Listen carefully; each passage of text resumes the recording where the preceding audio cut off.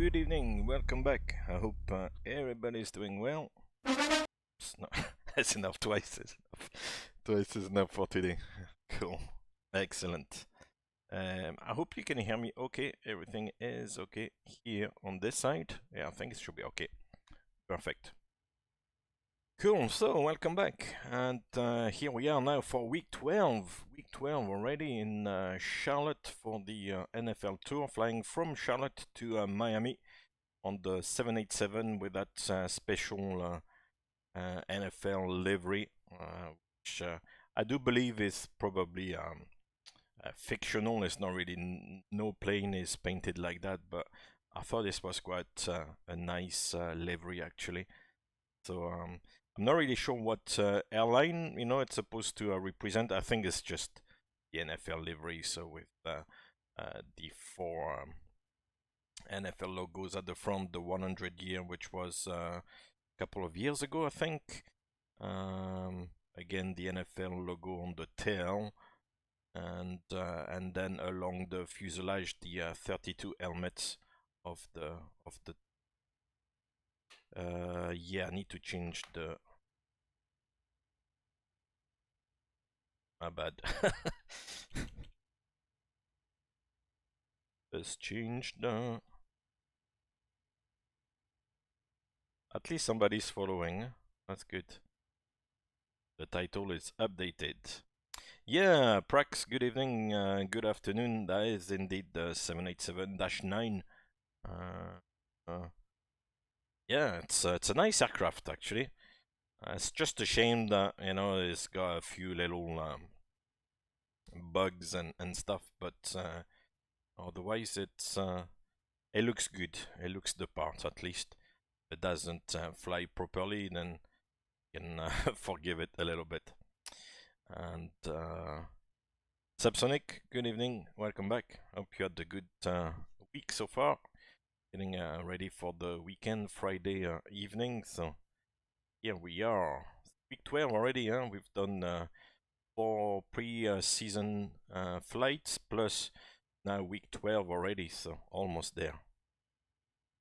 So yeah, fantastic. Huh? So here you've got all the 32 teams helmets there. It must have been a lot of work actually to manage to do the repaint. 200 yard over. This is just like NFL livery. I think it's just like a fictional livery. I don't think there's any aircraft, as I said, painted like this. But it's a cool one. I really like it. It's nice. So, so there you go. Like a bit of NFL, then this is a nice aircraft to have. Cool.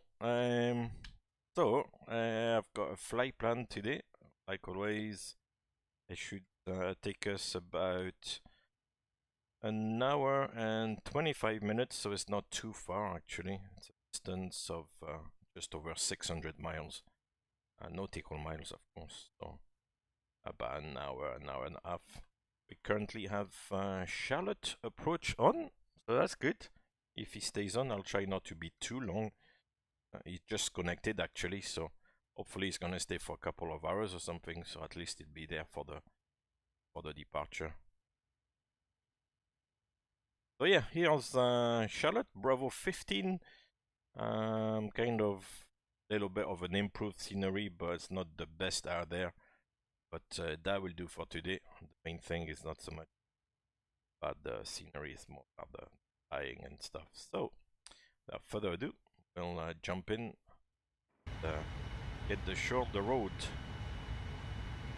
So I'm a little bit puzzled with the 787 because yesterday I had managed to get like those nice HD displays, and today again they look like those dirty displays. I'm not really sure because the high resolution display is sticked in the QW dispatcher, so I'm not really sure why it doesn't show as such today.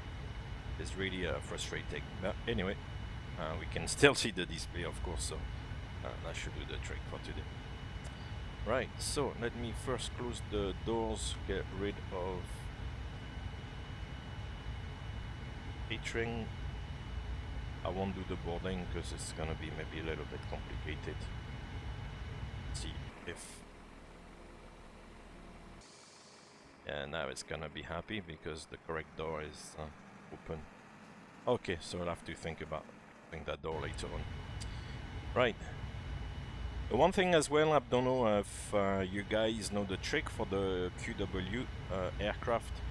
And the one thing as well I find slightly annoying, it's not too bad, but that there's always a bit of a constant noise in the background that kind of sounds like it's the packs or the you know, all the avionics or something like that.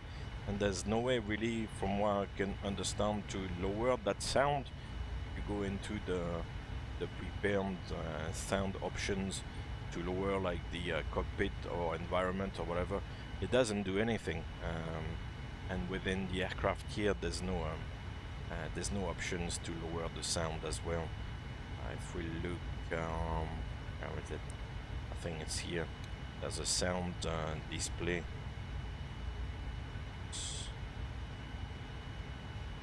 And then the sounds here in that config sound option, all you can do is have the GPWS callouts and then the announcements and the crew announcements.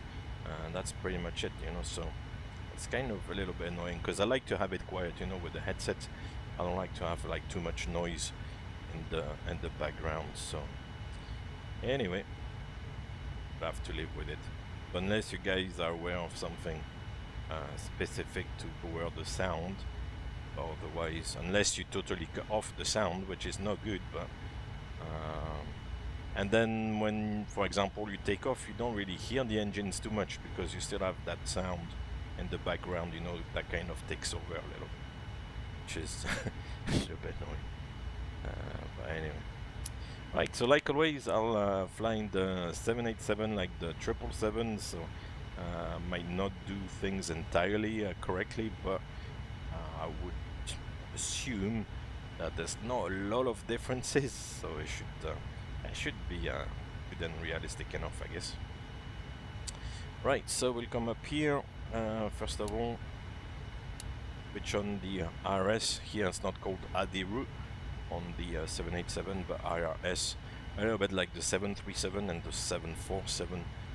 They call that system the inertial reference system of the AD route. We'll arm the emergency lights and can maybe do set home. Not really sure if it does something. That's something you'll do during the pre-flight to reset all the checklists. Normal menu. Right. Yeah, it doesn't do much.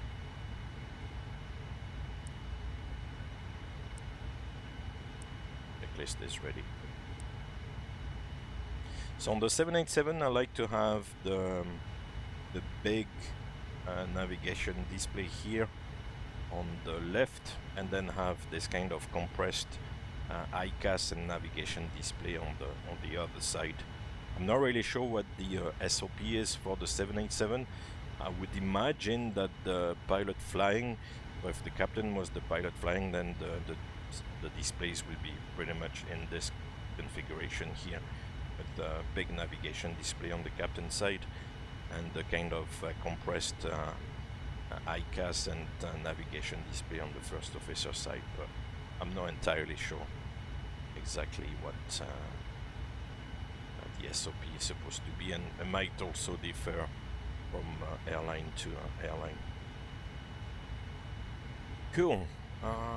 So we'll jump into the FMC and start with the island page. So we are on a 787-9.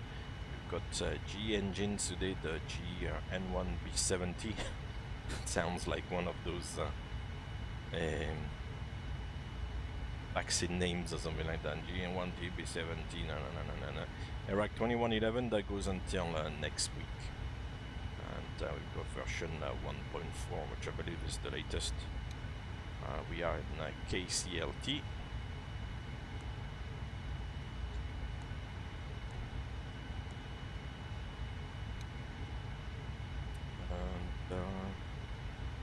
This one we don't need the inertial position, so that's good.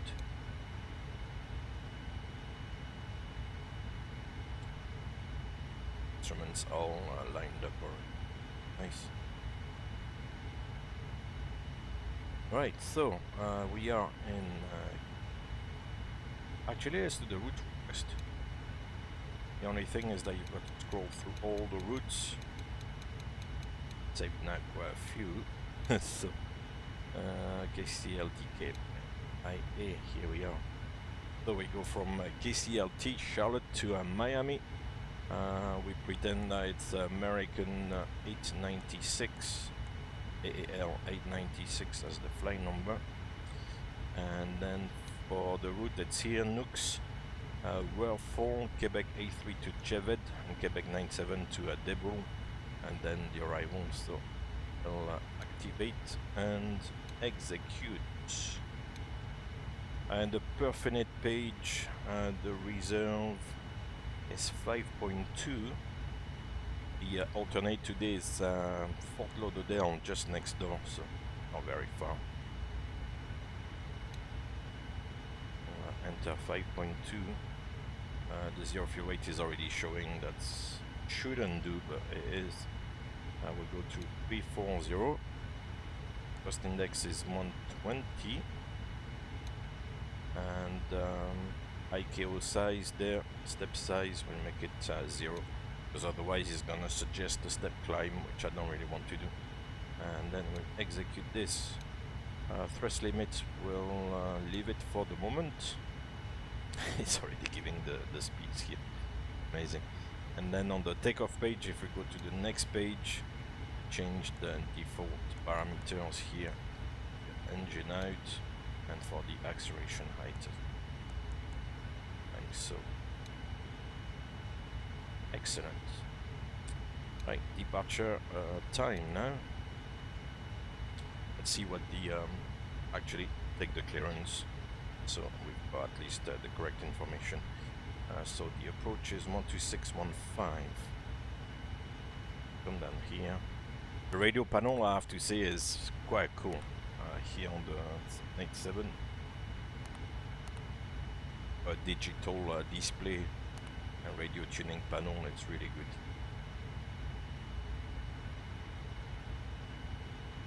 good. Charlotte approach. Good afternoon, American 896. American 896, Charlotte departure, go ahead. Request clearance to Miami, Boeing 789. American 896 Heavy, you're clear to Miami Airport via the Icon 4 arrive. Departure, NOx, transition, then at south. Maintain 8000, expect level 34010 minutes of departure. Departure with me is for 6356. Okay, we are clear to Miami, Icon 4, Nooks transition, 8,000 feet, squawk 6356, departure frequency with you. Expect cruise level 10 minutes after departure, American 896 Heavy. American 896 Heavy, reset is correct, push and start at your discretion, expect runway 36 right for departure. Okay, thank you very much. 36 right, we'll call you for push, American 896 Heavy. American 896 Heavy, you can push and start at your discretion and run this on control. Okay, push and start at discretion, understood, American 896. Hey, Abernine, good evening. Cool. So, the squawk was 6356, hopefully it's working. 6356. And now we know the departure, so it's the set 36 right, so we'll go 36 right, and it's the icons 4. Icons 4 and the Nooks transition. We go to the route page. Yeah, we've got the runway showing here, and on the next page, like always, no discontinuity. So execute. Beautiful. So far, so good. It is a much more modern layout on the 787. Definitely looks good. Right, so departure, let's have a look at the charts. Where are we? This is Miami. We go to Charlotte.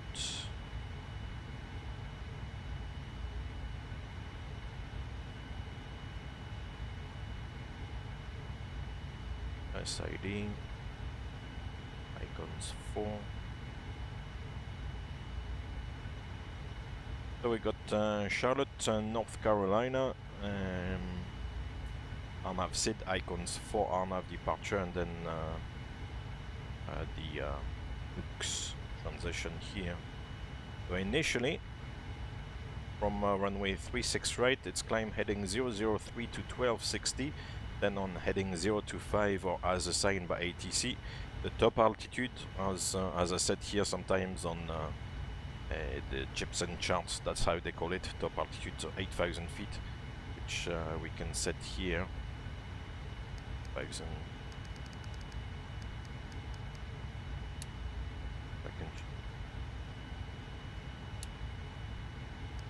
That's it, 8,000 feet, and then as directed. Good. MSA is 3,900 feet, and that's like the regional airports nearby. So, okay, cool. So 003, I believe, is the runway heading. So if you want to check your runway heading, once again, go to the airport charts and check down here. Runway 36 right is 003, so we can set track and 003 there. And then we'll check the FMC. We got 003 heading to 1260 and then heading 025, which is correct. And then if we go back to the icons 4 departure chart, then it's gonna show directly to Gilfin. We got Gilfin, then to icons, and finally to Nooks. So Gilfin, icon, and Nooks. That's all correct. Excellent. So far so good, huh? Okay, then route data. We'll see if we can pick up some winds. I'm not really sure how it works on this one. I can't remember. I don't use it very often, so I'm not really sure if the winds come up or not. It looks like they are. Yeah, it has. Okay, beautiful. Good. The one thing I remember is on the VNAV descent forecast, then you have to enter the levels, I think, and then do the request, which we can do later on before starting the descent, actually. Doesn't matter. Okay. That's set. FMC comp page. The button is not working, so it doesn't work in the FMC. The fix is working here. Takeoff page, progress page 573. For distance on the flight plan of 622, so that makes sense. Right, so we'll leave it here. Takeoff page, right? Page 1 of 1. Excellent. And we'll actually finish the FMC preparation. Go to the EFB, initialize the flight.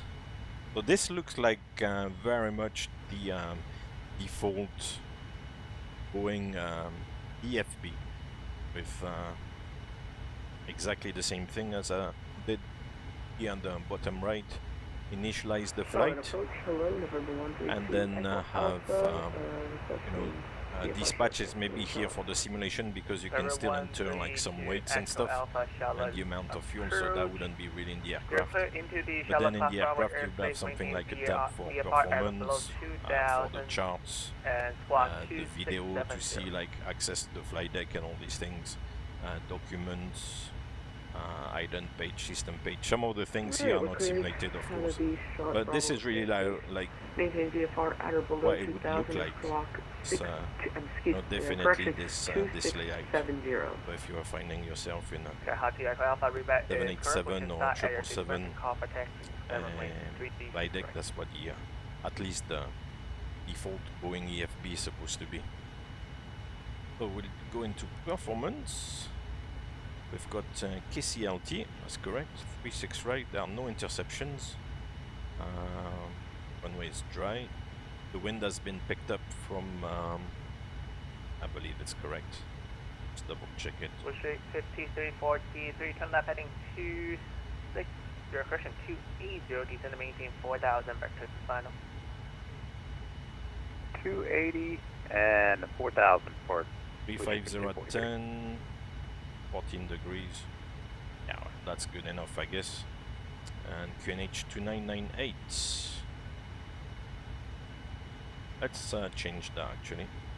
So, go 350 at 10. To enter the wind here. Temperature is 14 degrees. And in this box we'll try 29.92. Yes, no, sorry, it's 2998.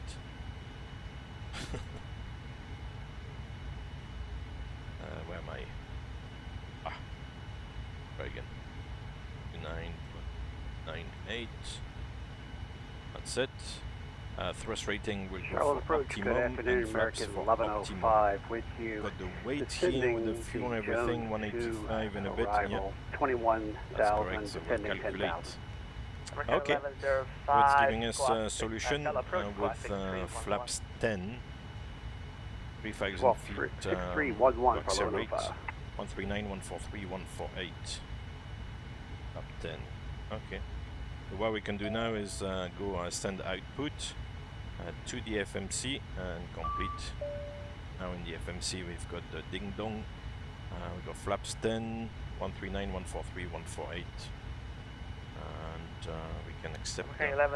1105, And 51 degrees on the assume, 58 miles southwest which is correct, the yeah? Charlotte 51 Airport, degrees. altitude as Cool, that's good, that's correct. reported, expect visual approach runway 36. So we can set the V2 148 already, up here.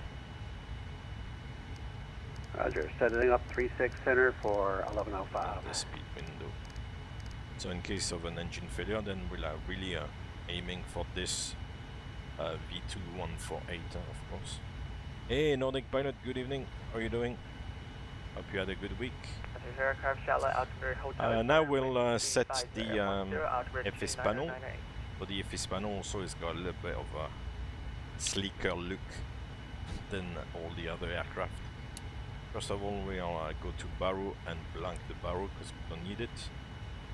We'll use the B function for the altimeter. It shows 2998, so that's good.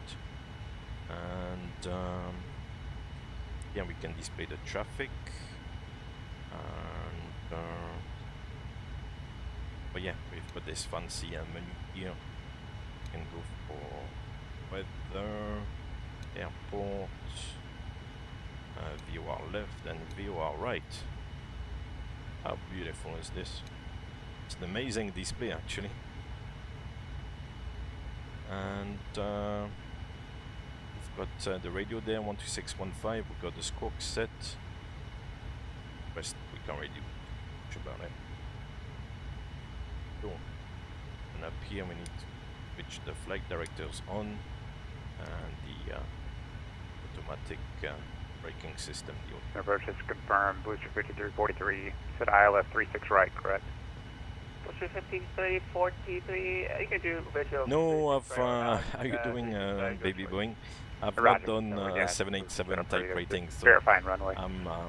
I'm kind of doing things here because it's very similar to 777. I will do basically the same thing as a 777.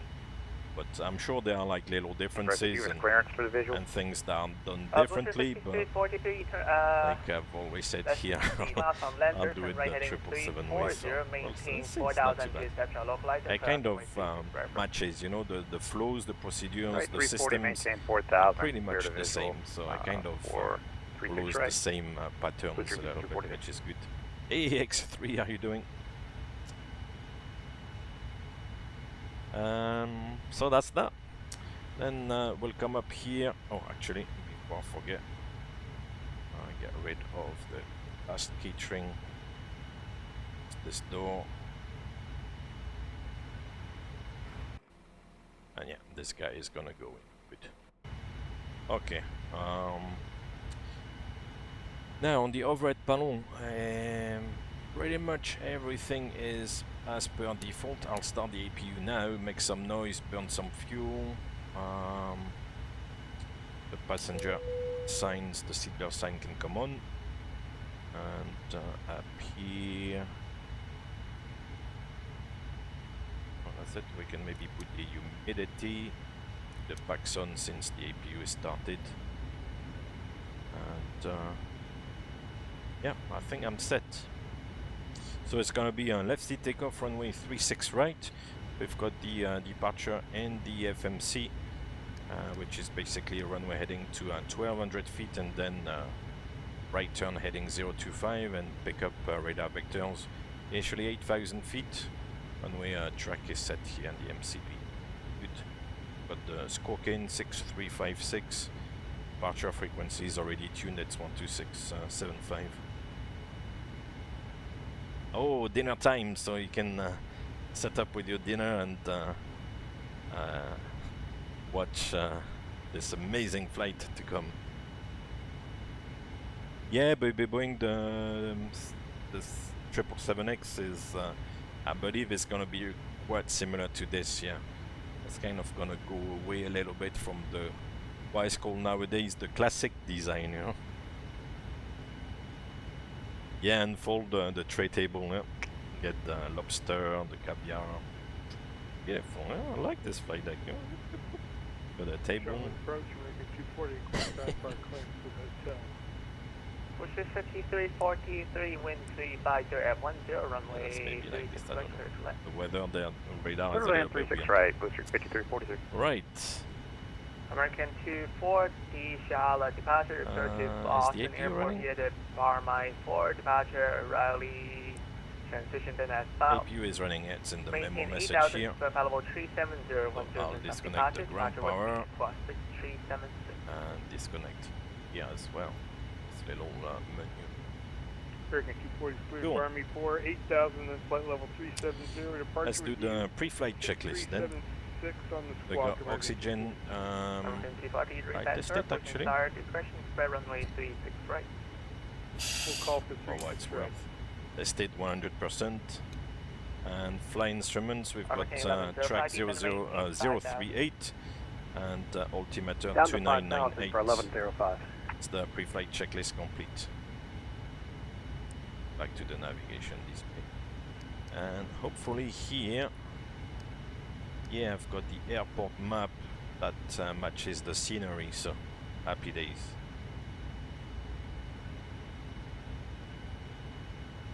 Yeah, there seems to be a few sales, you know, as we were discussing on the Discord. It's kind of, for PMDG at least, it's a bit like bittersweet, because it's nice to have whatever 25-30% off or whatever the discount is, but these models are not gonna be used for too long, you know, because once everything goes to MSFS, then you see what I mean. We can have enough here.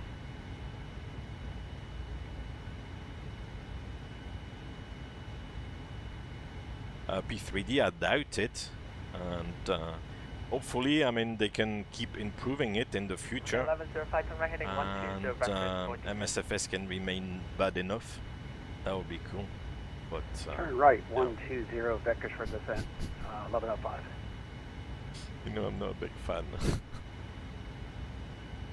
Anyway, what do I want to do? Let's have a look outside. Everything is closed. Okay, let's go then. So we'll pressurize the hydraulics, same principle. The right electric pump here on auto, and then I'm not really sure about the sequence, but we'll do it like this. So the C1 and C2 on the auto position as well. If there is an auto function, then I would assume on the 787 it's the same as the 777. You would put the pumps on the auto position. That's my assumption. But remember, to assume is to make an ass of you and me, so never assume, but I guess that's the way it would work. The fuel pumps will come on as well at this stage. And here the fuel pumps from the APU, sorry, pumps fuel from the aft, as on the 777, I think it's from the forward. And if we look turn left 030 for 1105 to fuel synoptic on the systems here, which is quite cool as well. Yeah, you can see the APU is taking fuel from the aft left main pump, just for information. Cool, so that's correct. We'll check the recall. On the recall here, there are a few more things. We can cancel the ICAS. We can display the checklist. We'll lock the flight deck up here. And switch on the transponder. Yeah, no, for P3D, I don't think there is. Unfortunately.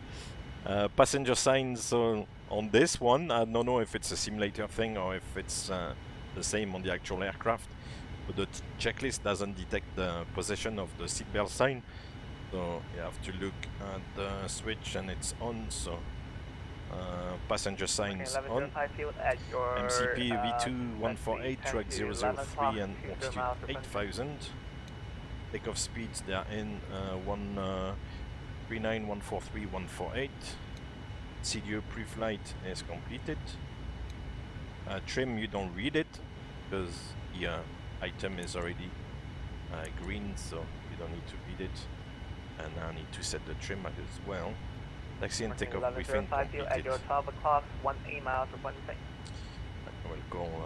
Yeah, we're punching through the clouds right now. And 11 ESX. Pusher 5343, welcome to Charlotte. Continue rolling to Charlie 10, then Charlie 10 to parking. Have a good day. Thanks. Take Charlie 10, Charlie to parking. Pusher 243. Thank you.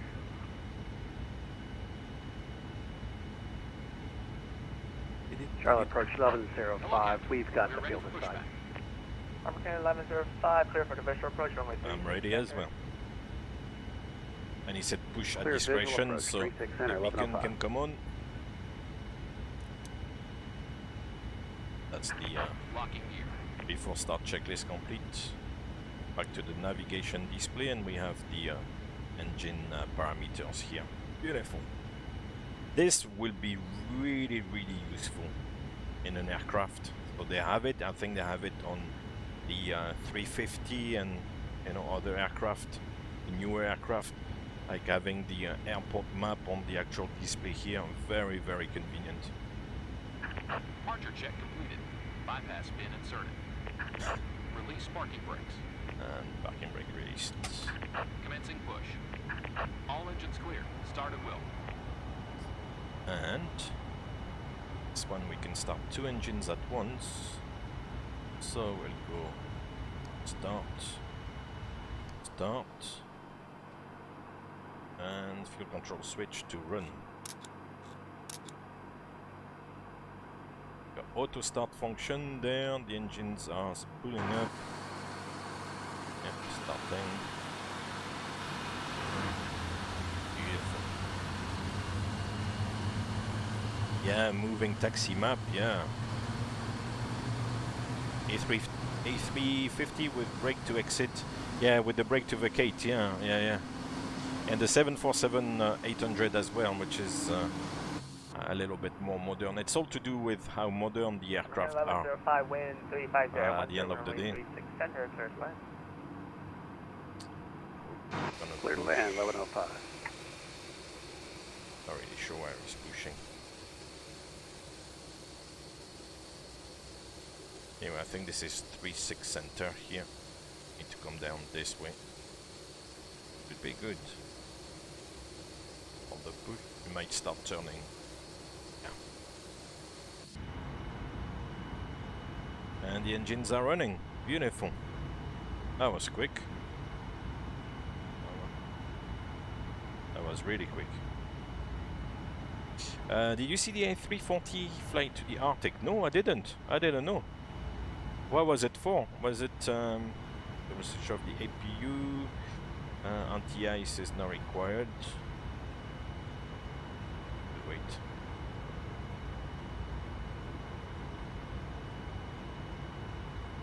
Oh yeah, that would be Arctic, Antarctic. Arctic is yeah, the North Pole, basically. I'm wondering what airport they flew to, or did they just go flew in the area and then came back?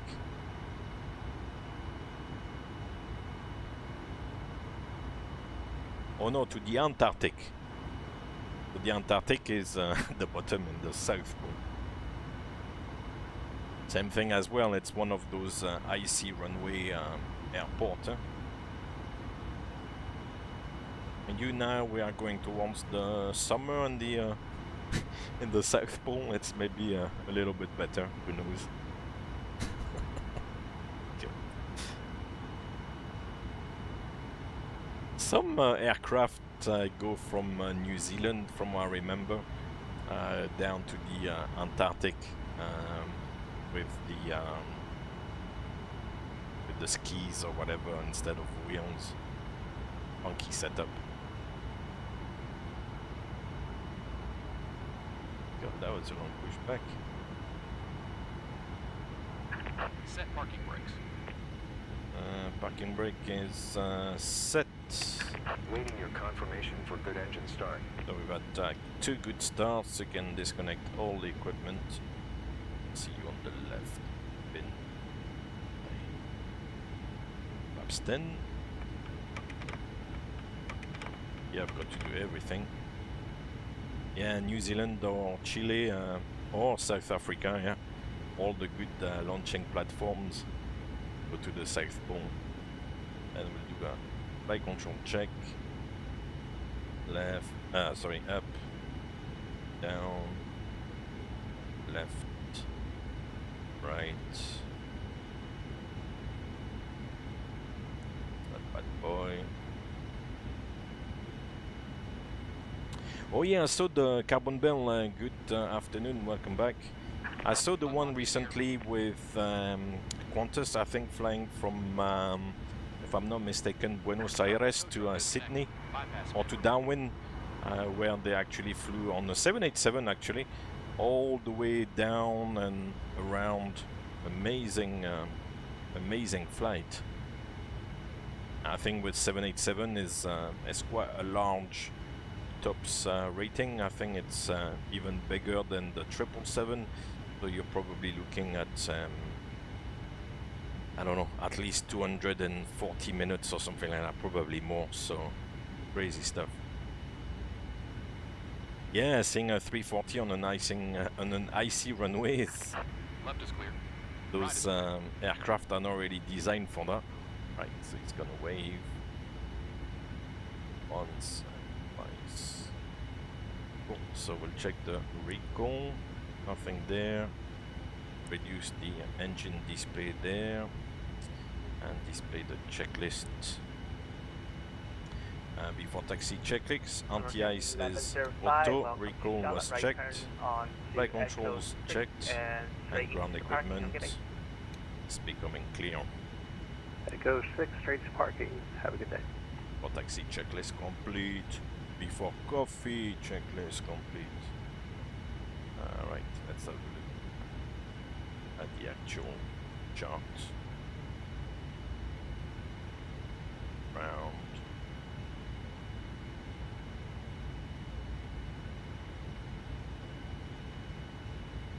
There is a Mike, a Romeo and a Golf and a Charlie. Right, let's give him a call. See. American 240, runway 36, center, actually, standby. American 240, runway 36, right, taxi via Mike, Charlie, cross runway 23. You would have to make sure that there's a solid ice layer to withdraw, you know, or to withstand, I mean, the weight of the aircraft, because a 340 is a big aircraft.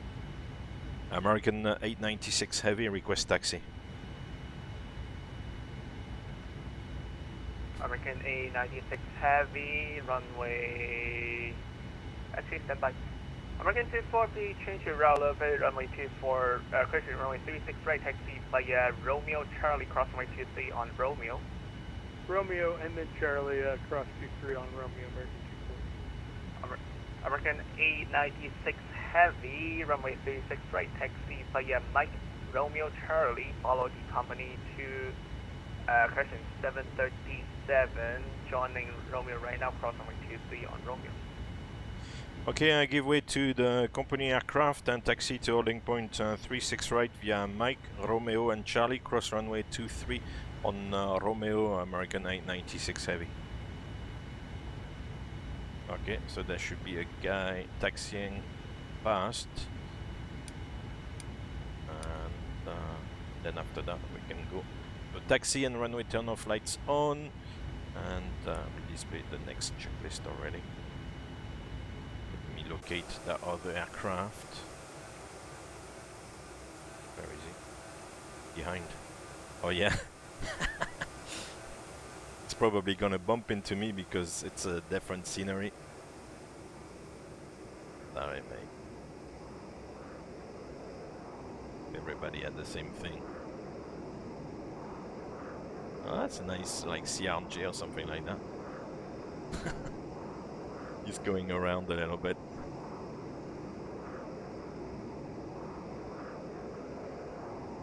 .4 kilometer thick. Yeah, it's probably okay then. Probably okay. Right, let's go.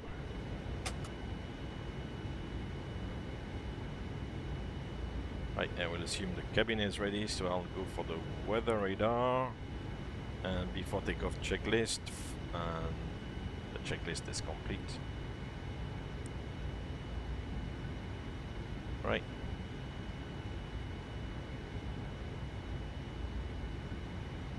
So we'll follow this guy, I guess, because he'll know the way.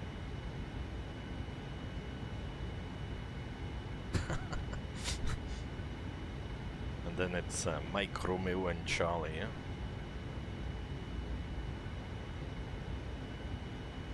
So the good thing about the QW787 is that there's no ground friction, so the aircraft, you know, keeps rolling away until you actually stop it and brake a little bit to reduce the taxi speed.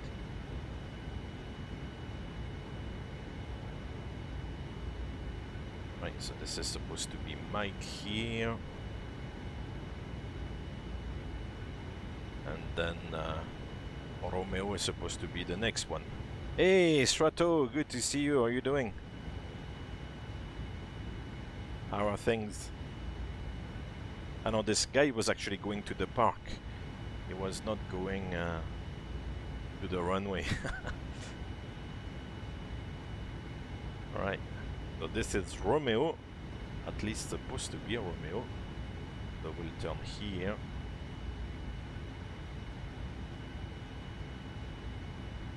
Yep.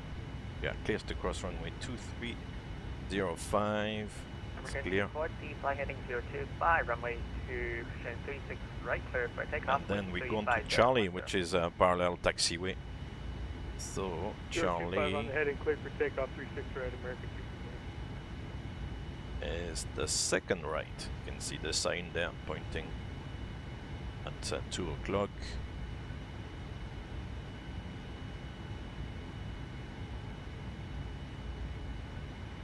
Clear on the left. So this aircraft has a tendency to kind of roll away from you, which is what the aircraft will do, and any aircraft.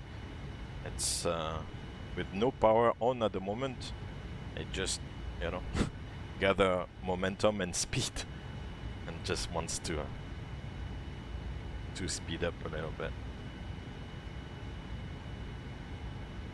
So the way to do it is to brake, you know, a decent amount, maybe like this, back to 10, and then let the speed build up again.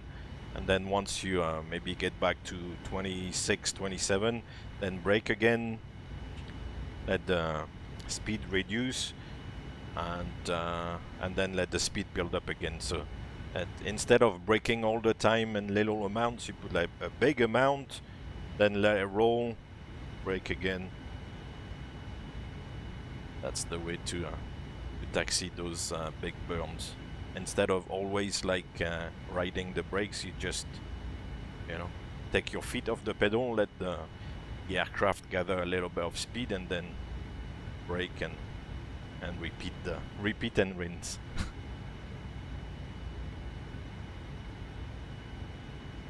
Here it's maybe a little bit exaggerated because the speed like builds up quite quickly. For Christian American 240, proceed to bar, my climb maintain 17,000.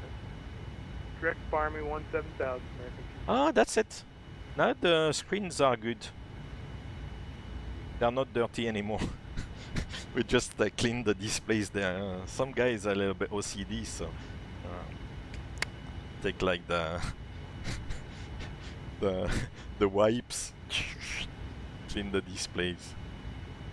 Because when I came on the aircraft, the displays were a little bit dirty. So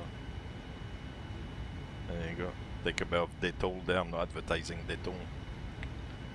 Clean the displays. The flight deck is a sterile environment. It's okay.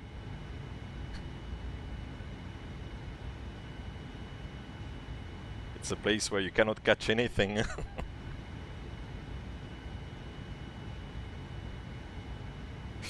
Yeah, 30 knots is fast, like for small aircraft. 96 heavy, fly heading 025, runway 36 right, clear for takeoff. Fly heading 025, clear for takeoff, runway 36 right, American 896 heavy. Alright. Wind 35010. Roger. Right, so clear for takeoff. So Hello again, approach. landing lights Seems on. like we crashed, but we're back again, November 132. Lights on. It's Echo clear Alpha, on the right. BFR circuit. We'll increase this a little bit. November 132 Echo Alpha, are gonna stay. And let's see how the LNAV is gonna behave. Roger that. Yes. With the QW787, you have to be ready for anything. Number 132 Echo Cabin Alpha, crew you're clear prepare for into the departure. Dallas Class Bravo airspace, maintain VFR at below 2000 and squawk 2164. Yeah, 30 knots is half of the rotate speed, or like airborne speed on a light aircraft. So 30 knots is fast. That's close to 60 kilometers per hour if you're, you know, on a big bus or something. 60 kilometers per hour, you can feel the speed already, yeah. So.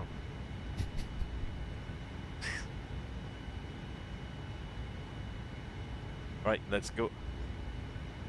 So, we'll let engines pull up here. Just in time, Bob. Indeed. It Toga.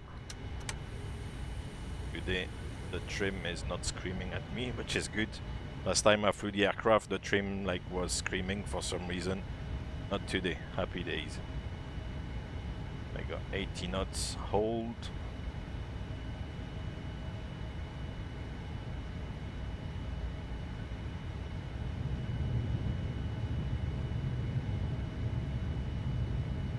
B1. Rotate.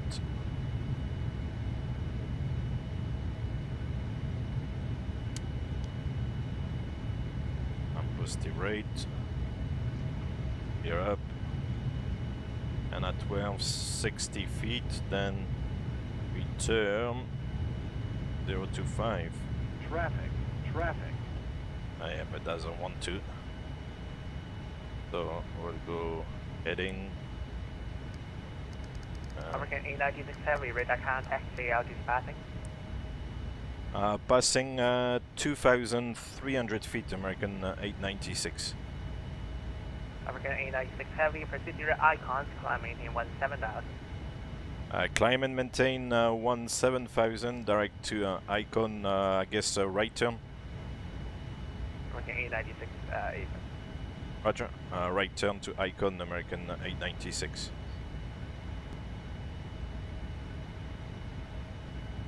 American God. 240, climbing out my airspace, Charlotte Center, correction. Atlanta Center is offline, frequency to approve, have a good day. Thank you, 122.8 American Oh man, 240. this is such a sterile environment. Right, we go flaps 5.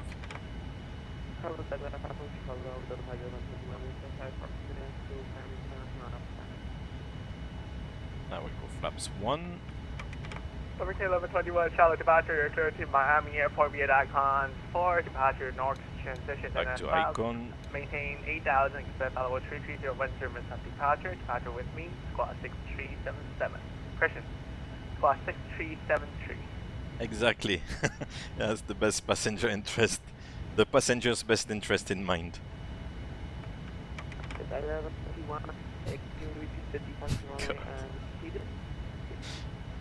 Delta 1121 is Anyway, we'll forget about that one. icon 4 departure, north transition, and I will on your runway later. And which runway? Right, so flaps are up. Delta 1121 expect runway After takeoff 36 checklist right, and is usually we complete. assign that at the end of the clearance. Before coffee, checklist complete. Right, let's accelerate. Delta 1121, we are to Miami at 5. Departure runway increase 6 right. This aircraft is not doing what it's supposed to do.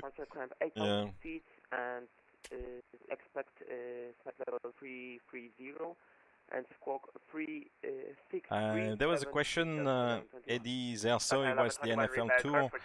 It's just basically flying every week from pick up like one game for the NFL week and fly the away team to the home team. So just pick up one game every week and fly the as I said, the away team. So this week is week 12, and we're flying from Charlotte to take the Carolina Panthers to Miami to play the Miami Dolphins. So. Server 132 Echo Alpha runway This actually is the football stadium, I think, downtown Charlotte. 36 right via Delta. Yeah, I like this livery, it's really cool. And we passed 11,000 feet, so the lights can come off. Yeah, I've got to do everything. I don't have FS2 crew, and we can release the passengers. Happy days.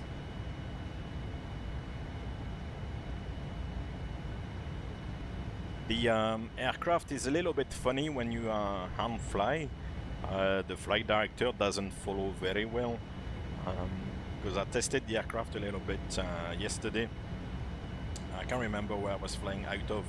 I was flying manually, and you really had to anticipate, you know, the turns and everything, because the flight director was all over the place. So, American 96 climbing out my airspace. Atlanta Center is offline, frequency change approved. Have a good day. frequency change approved, American 896. Thanks for the service. See you soon. Bye bye. Take care. 340. Be the cruise. We'll go to Unicom. At least there was a bit of ATC in Charlotte, which is nice.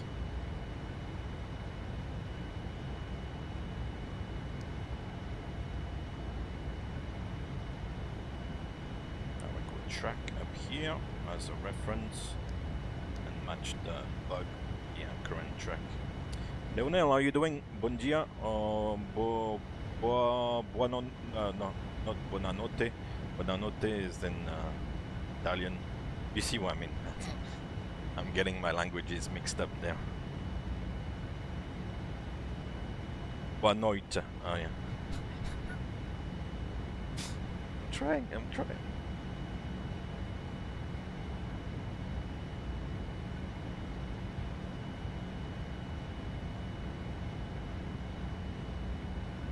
Alright, so climbing away. 18,000 feet, then we can actually. Oh yeah, it's set here, 18,000. So that's good. That's the transition altitude in the US. Everywhere in the US, 18,000 feet will be the transition between using the local pressure, atmospheric pressure setting, and then above that fly on standard 1013.2 or 29092 inches of mercury, which are like the flight levels. No, I've not had the chance to look at the 777X demo. I know they brought down the 777X down for the Dubai Air Show. I saw they are either at the moment or soon to go to I think Frankfurt, to go to the Lufthansa maintenance facilities and kind of introduce the aircraft to Lufthansa, who apparently I think they've already done it, because I think Lufthansa they were saying that they were like they had like fallen in love with the aircraft and everything, so I think they actually have done it already. But yeah, I'm sure it's a nice aircraft. But I've not had the chance now to actually see it.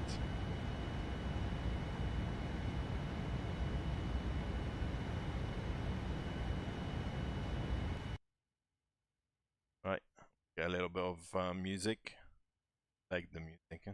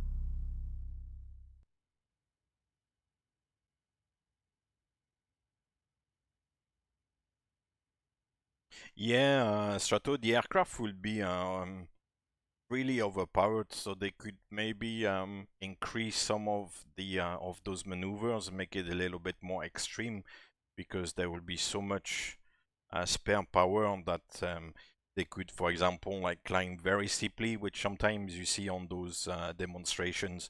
They would climb like woo, because if the aircraft is empty and you've got those huge engines, then initially at least they can do it. Then maybe keep an eye on the speed, not to stall the aircraft. But yeah, there's so much spare power, and those guys are very good. You know, they do it all the time. It's not just the normal line pilots. Those guys are like test pilots and all that stuff. So they'll know the aircraft inside in, inside out, and they'll be able to live a little bit, you know, on the edge, but still, you know, keep it keep it under control, which is the main thing. That's a good question about the 777X. Nobody knows really, so the big question mark. And it's not gonna happen straight away anyway, so we'll see. Big question mark. Sorry to be a little bit vague like this, but the honest answer is that I don't know, because we don't have any news about it. So, is there a specific license rating to be a test pilot? I wouldn't think so. However, those guys will work in cooperation, of course, with Boeing in the instance of the 777X. So I guess they would, you know, have some sort of endorsement from the company, or maybe even from the authority, you know, from the FAA, to conduct all the tests and all these things. So having a special license, I'm not really sure if there is such a special license, but there will definitely be some sort of endorsement, at least from Boeing and probably from the FAA as well, you know, to be able to conduct all those fancy flights, you know. Because it's not like, as I said, the normal line pilot who would like do those steep climb, those turns and all that stuff, or even maybe initially they have to test the aircraft in different configurations, you know, stall the aircraft, fly with the gear down, you know, for quite some time at high altitude, you know, test the aircraft, like, you know, and put it through its pace. So no, it's not really something that tickles my fancy either, to be honest. I like things to be smooth.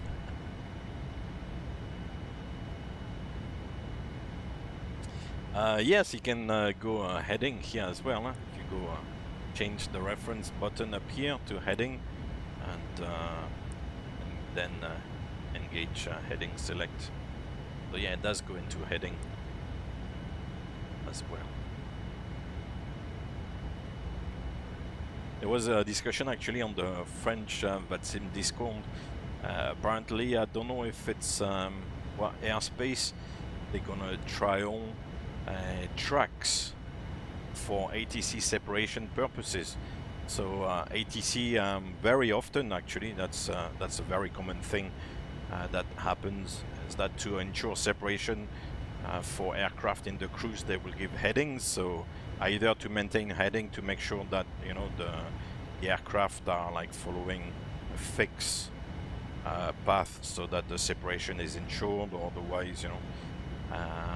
But heading is obviously always a little bit subject to wind, and then if the wind changes over the 2 or 3 minutes you have to maintain the heading, then there's like a little bit of adjustments with you know, the path over the ground. So apparently they're gonna trial a track to ask the autumn aircraft. wind is a raider, Hey, pillaging just for fun. Thank you very much. He'll knock you round and upside down and laugh when he's Raiders, conquered and won. Raiders beat the Cowboys. I was watching that with my sons.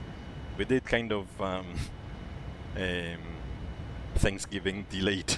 So today was like football day, and the Raiders beat the Cowboys. Yes. As a New York Giants fan, you know, obviously the Cowboys are not like... I don't mind the Cowboys so much, but still, yes.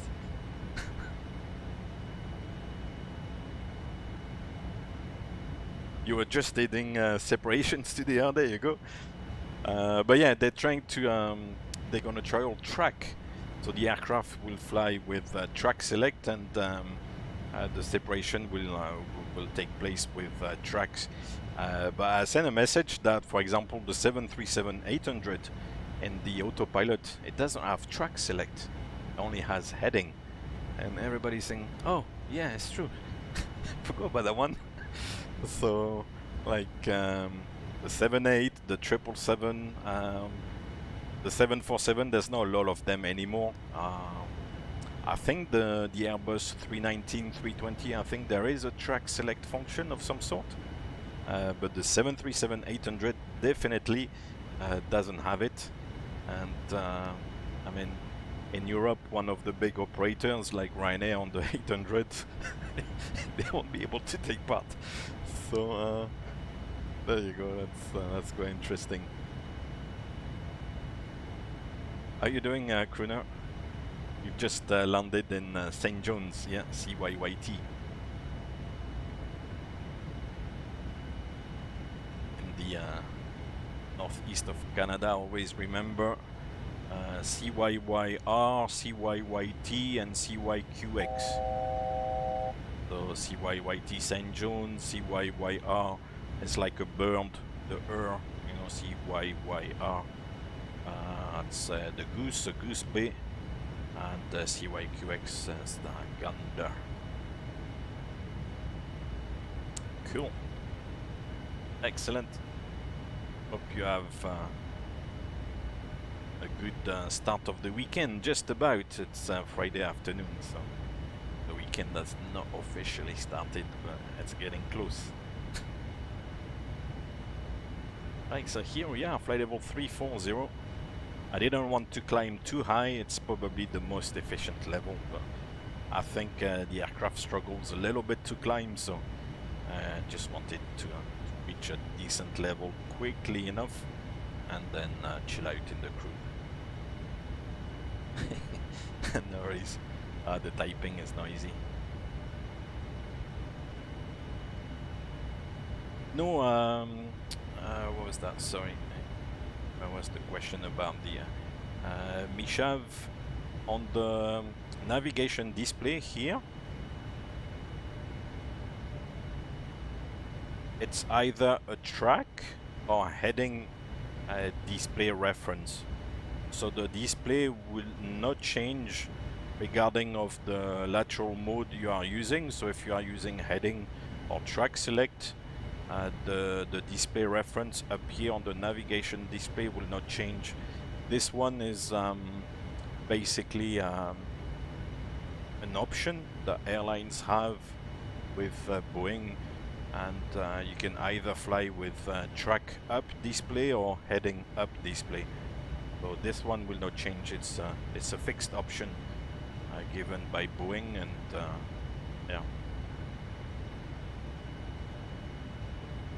I like the track up display to be fair, because at least the line and the track itself keeps the display kind of pointing up the way, you know. It looks kind of clean, so to speak. Whereas with a heading up display, for example, with this crosswind that we have here at the moment, it's quite a strong crosswind actually, 284 at 109, so it blows kind of in this direction like this. The heading would be obviously at the top of the screen here, but the track will be somewhere here, so it will kind of look, you know, instead of having the magenta line straight up the display, the track line, the magenta line will be somewhere along the side there. So it will kind of look a little bit, you know, a little bit weird. But I think track up display is good, but some airlines have it as heading up. So. Oh, you're flying tomorrow? Cool. So that's for the, you're doing the night rating, or you're doing a bit of hour building already? Get to use that shiny new license.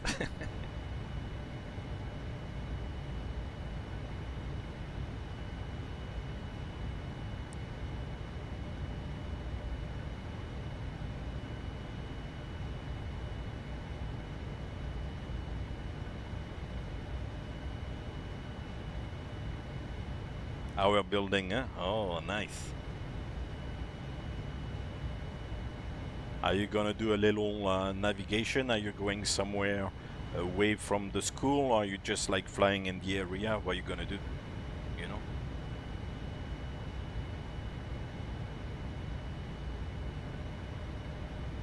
Yeah, I'm a pro in charge. Getting there. Slowly but surely. We had one of the viewers during the week who came on. He's just finished CPL, IR, MCC. He still needs to do the JOC, you know, the jet orientation course, which I said to him, are you doing it on the 737 or can you do it on the 737? And then I realized it's a jet orientation course, so of course you can do it on the 737. You're not gonna do it on the King Air or something like that. It has to be a jet aircraft. So that was a little bit of a stupid question.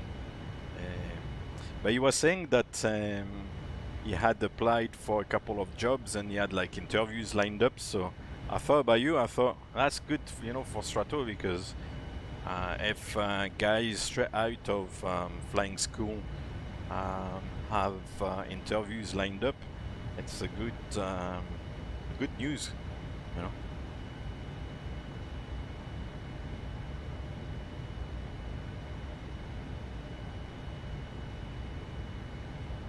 And apparently it's supposed to be very busy next summer.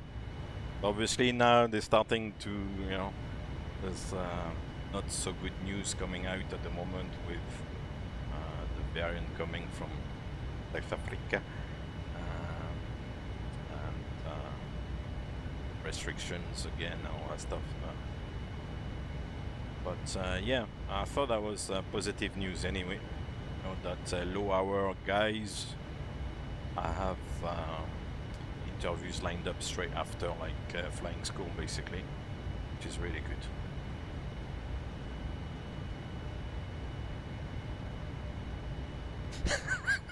I like that. Working in a company and strike with the union. Good. You've got your objectives set up already. That's good. I like that.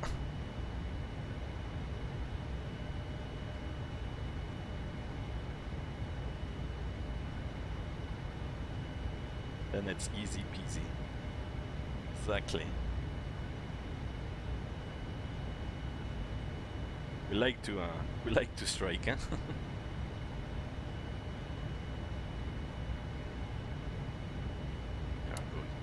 Here we've got a humidity switch, which must be nice. Yeah, a bit of humidity in the cabin. The cabin doesn't climb as high, I think, on the 787. Yeah, you've got to stay ahead of the game, indeed.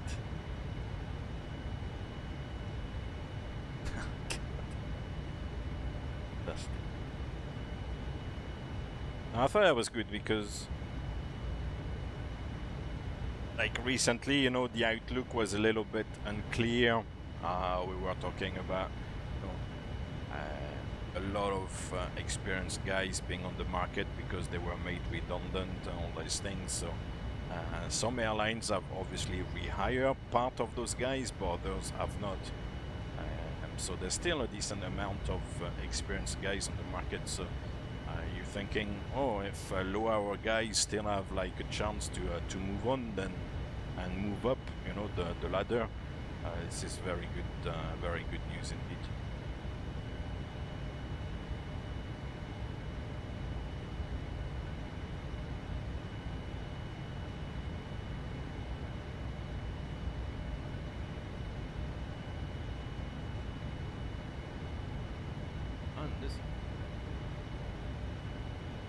This is already the ocean. God, already? And you're flying the Simulate 5. But this is the ocean, and once we're gonna cross the coast until we get to almost over at Daytona Beach, then we are coasting again and then fly along the coast all the way into Miami, which I think today is actually I was expecting easterly landing. It's actually westerly landing today. So wow, happening quickly. Yeah, 787 cabin altitude 6,000 feet, but that's from what I understand, it's at the highest flight level. So if you cannot climb to let's say 40 or 41,000 feet, if if you are at 35 or 36, then the chances are the cabin is only at maybe 4,000 feet or something like that, which on a 777 at 36,000 feet, the cabin would be at maybe 6,000. So it's definitely lower on 787, and you do feel the difference. I find you really feel the difference when you fly at low level, and the pressurization doesn't kick in as much, you know, on the 73 or on the 777. If you fly at low level, the pressurization kind of stays relatively low, but when you climb a little bit higher, then it starts kicking in, and you do feel it. You absolutely feel it. You feel less tired, you know, after like a flight where the cabin altitude doesn't climb as high. So. But that's the selling point of the 787, is that low cabin altitude, a bit of humidity, so they say like passengers are not as tired, they don't feel the effects of jet lag as much. It's a good selling point actually.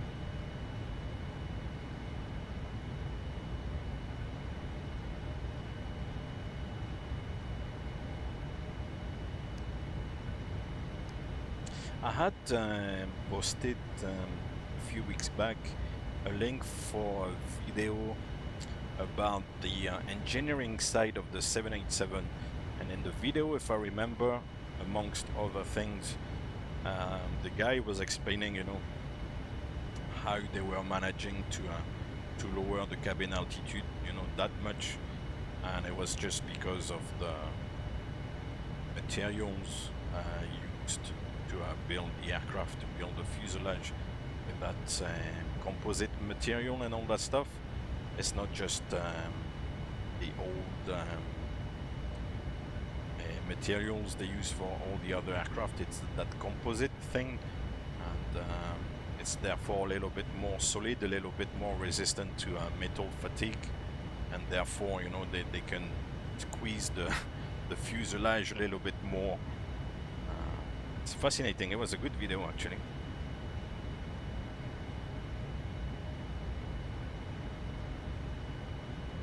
It's almost plastic indeed. They've got that Kevlar and other composite material. Yeah. Amazing.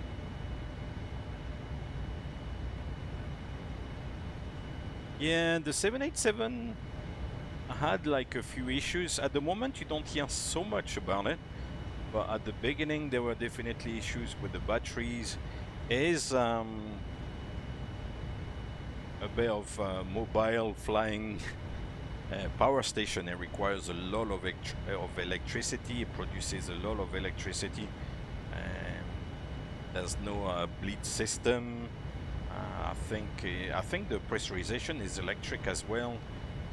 The hydraulic system is much more powerful as well. I think it runs on 5,000 psi, if I'm not mistaken, instead of the normal, more traditional like 3,000 psi for the hydraulic system. But there's a lot of new things. They're obviously saving weight with all those changes in the structure of the aircraft and the hydraulic system.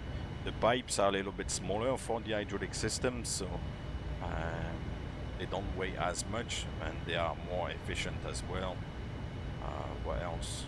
All that bleed system, you know, where you take up air from the outside with the engines and then feed it through all the air conditioning system into the cabin for pressurization and all that stuff.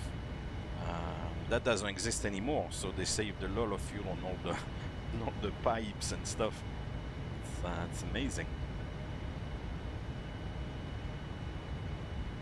Yeah, I can't remember like when I posted that video, but it was a very, very good indication, a very good description of the 7.8.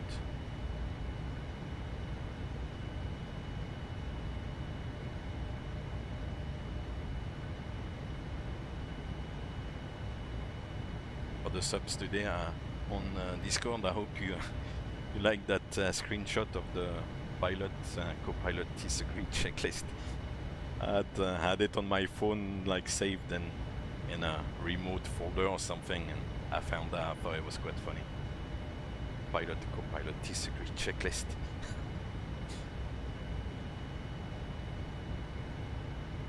Yeah, I thought it was an interesting video. If you can be bothered, you know, kind of tuning in and sticking to the video for a while and kind of, you know, listening to the engineering side of things. It's maybe not for everybody, but I thought it was interesting. It kind of gives you another side of things to consider.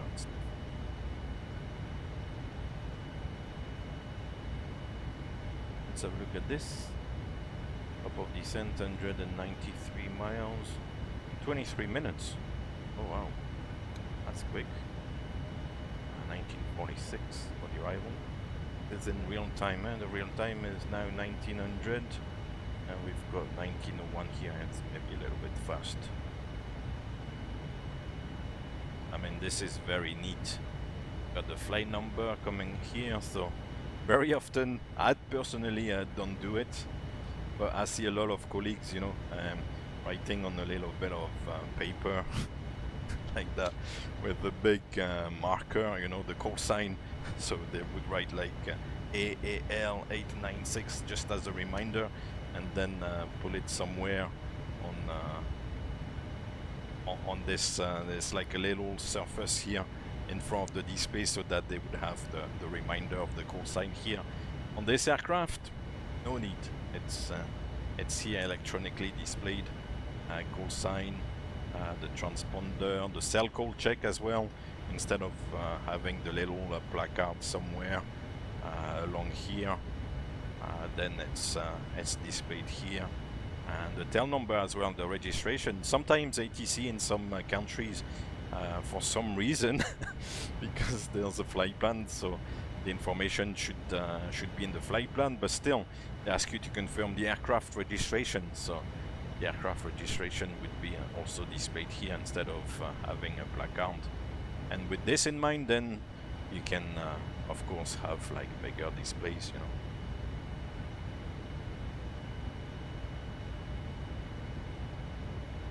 Yeah, the 777X flight deck will get inspired heavily from the 787. It will go in this direction rather than stick to the we can call, you know, once again the classic. The autumn wind is a raider, pillaging just for fun. He'll knock you around and upside down and laugh when he's conquered and won. Thank you. Welcome, guys. En route to Miami. Fantastic.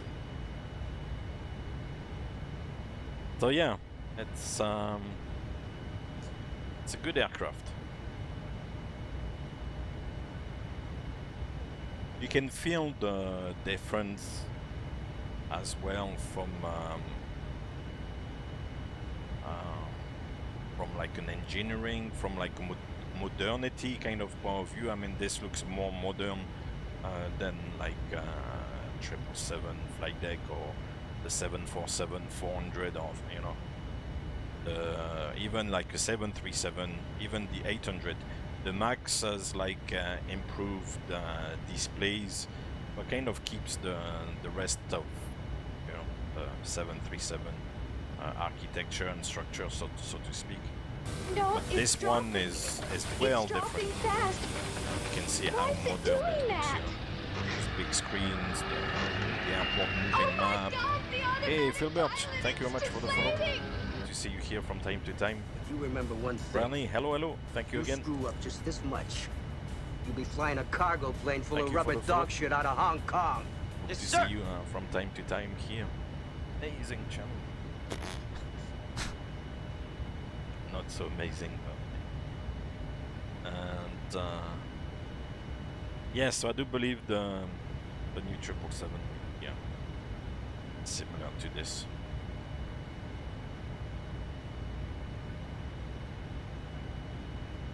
There's a good thing here that I like on this particular aircraft, on the QW787, is when you go to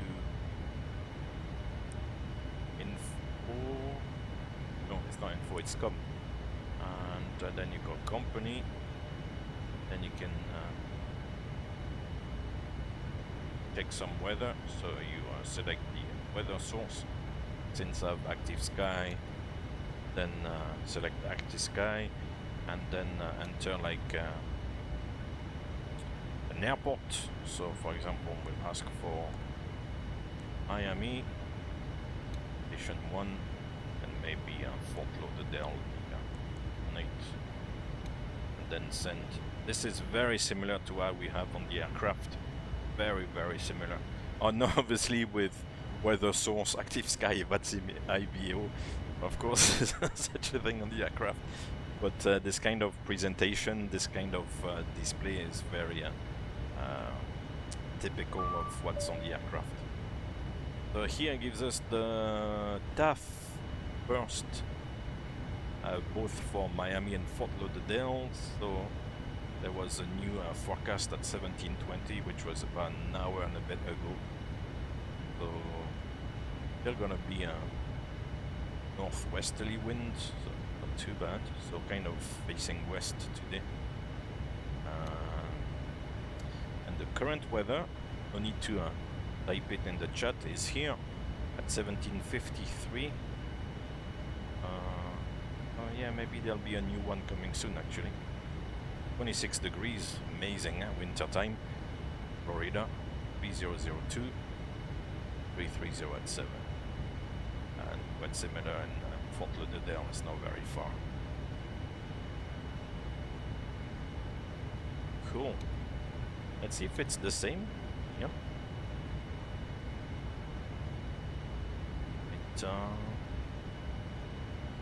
On this it might be maybe a little bit more up to date. I know it's the 1753 as well. No, I don't know. So it's this is the latest available. The abbreviation TAF.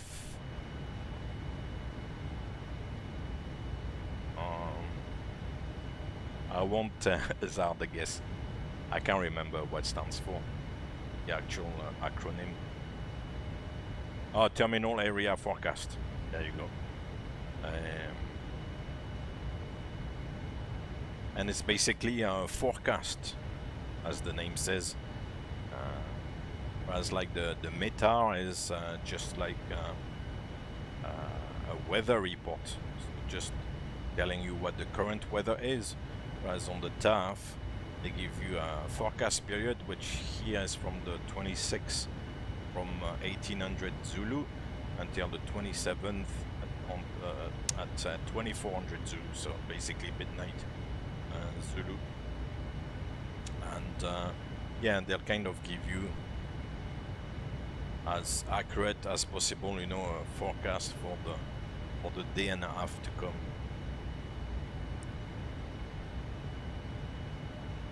Yeah, 7 degrees is starting to be a little bit chilly, huh? Winter is definitely settling in. It cannot be nice weather all the time.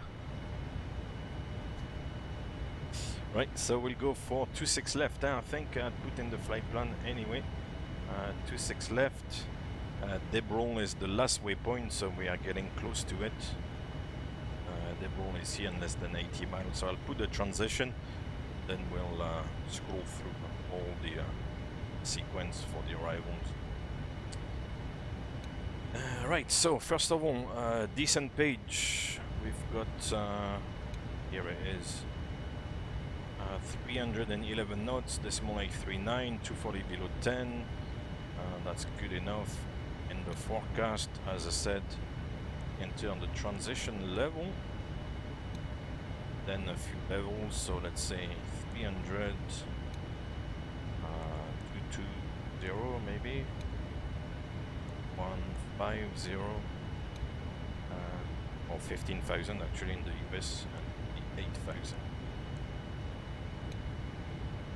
And request is gonna come up straight away, and we've got the wind on the descent.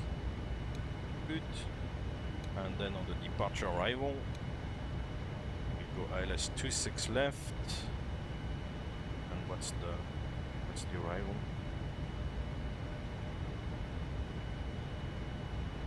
Time to Miami now.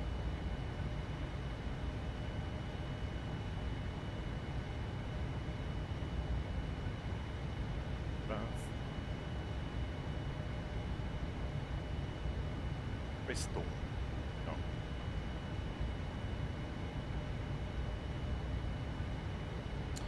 Here is. Oof, it's a long transition.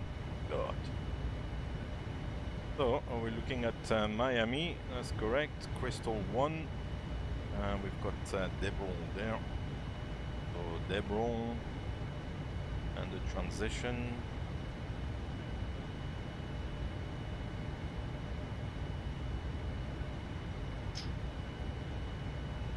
Oh, it's Crystal 1 here. Debron transition. This one, or this one is going to be with the ILS, I think. At least to fly in the Mon aircraft is nice, because you might even need to fly with a jumper or something.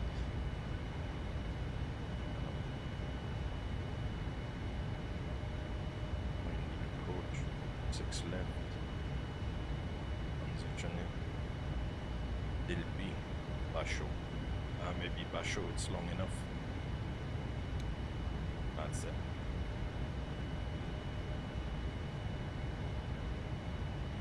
I quite like that bookmark function there. No, it's not this one. 6 left, ILS. I tried to do a RNAV with the QW787, and it's not gonna be very pretty. We stop one. And it's good because you have them in the excuse me. You have the charts there waiting for you at the bottom. So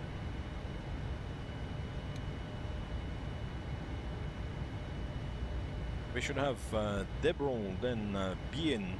It's not the television, it's something else. Danny,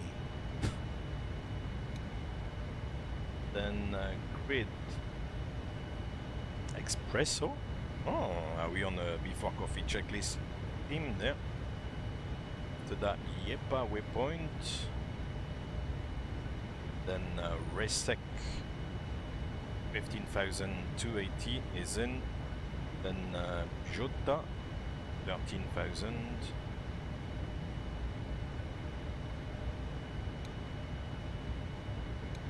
Then Crystal.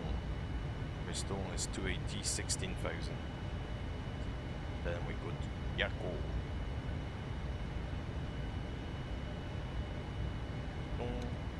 Yako, yeah. No, the RNAV doesn't work in QW. I've not tried, but last time, even after the update, the RNAV, I think I tried to do Nice or something like that. A disaster. You are still dangerous. Hey, Hale, thank you very much for the follow. You can be my wingman You from anytime. time here. Bullshit. So we've got Yako. You can be mine. 13,000 or below, then Ipoga 11, Ocean 11 and 230, and then Bone 9,000, 230 still. Good day in between. Rods, and roads should be sufficient actually here. 6,000 feet. Not gonna go to Ballet and then vectors.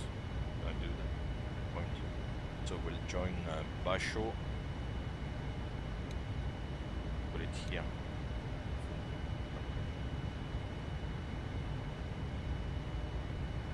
It'd be a little bit steep actually.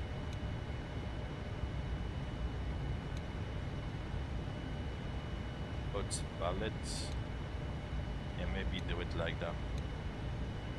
Ballet and then Basho.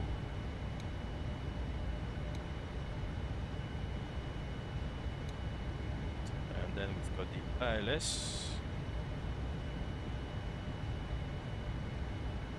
The ILS will go.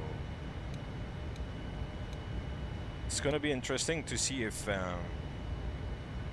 aircraft is gonna manage the arrival here, because as you just saw, there are a lot of restrictions on the descent, and there's like a very well-defined vertical descent profile in there, and we'll see how it's gonna actually manage that.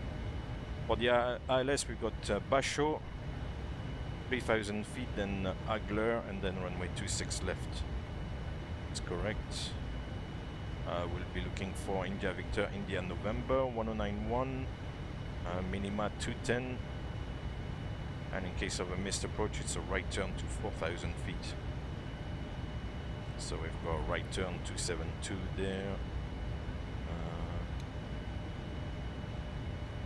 Barbara, 4,000 feet. Yeah. Go. Right, let's get out of the FMC. Minima we said are 210.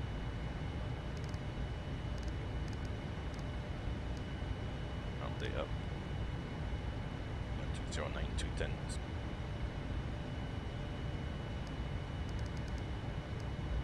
Let's have a look. Yeah, Agler will be the final approach point indeed. I think the symbology of Jefferson is that kind of little cross you see here at Agler. I think with Jepson, that means that this is either the final approach point or the final approach fix, depending if it's a precision approach or non-precision approach. It's maybe a little bit technical and all that stuff, but yeah, that's the symbol, this little cross here. That's the symbol, I think, for Jefferson to show where the final approach point is. That's correct. I use other charts nowadays, so it's a different symbology. I use these ones, the Jepson charts. I used to work with them a long time ago, but not anymore. For the 737, it's a good chart layout, as I explained before, because you've got what they call here the briefing strip, which is a Jepson trademark. And for the 737, it was very good for an ILS approach, for example, because it's giving you the ILS frequency here that you have to set in the radios for the approach, the final approach course as well. Remember, on the 737 you have the courses, so it's here, the minima, the airport elevation. On the 737 you have to set, you know, the land altitude up here on the pressurization panel. So all the information here was very useful and in a kind of summarized form, if you see what I mean, because all the information is here. Other charts maybe don't have the same presentation. So, but for 777 or like a 787, I find having the briefing strip there of not particular use, because you don't have to tune the actual radio or ILS frequency here, so that's useless to have the actual frequency. The final approach course, you don't set the courses either, so what's the point? And the airport elevation, the pressurization is managed automatically by the system as well, so no point as well. But oh, you use these at the school, yeah? Oh, that's good. These have been around for a long time, and they kind of are a little bit the authority, you know, out there for charts providers. Jefferson is a big name now, of course. So yeah. I liked the format at the time. I still find it quite interesting because you have, you know, down here, you know, what you expect to see. For example, when you become visual, you got the puppies on the left, that MALSFS, that's like approach lighting system, like that kind of flashes. It shows you the go around, so 800 feet and then a right turn, and then in anana flowing the radial. You have a lot of information on this. It's nice.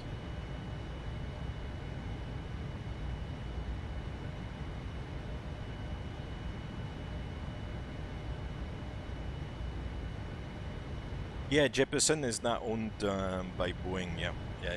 I think initially it was a different company, but like a lot of companies and stuff, they were absorbed or whatever, taken over by Boeing.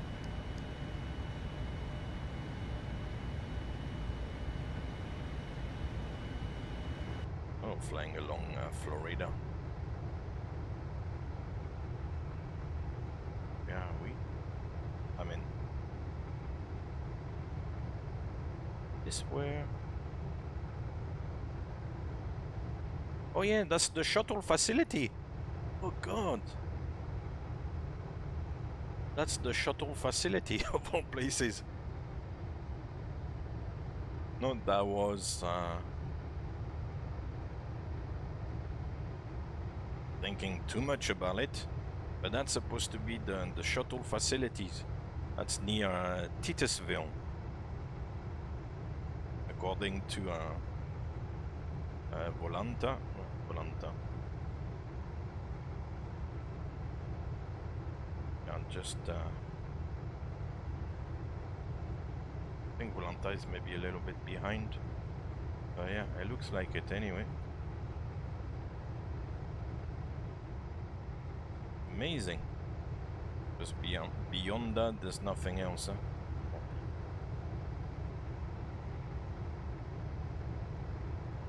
And on the right side is Orlando somewhere.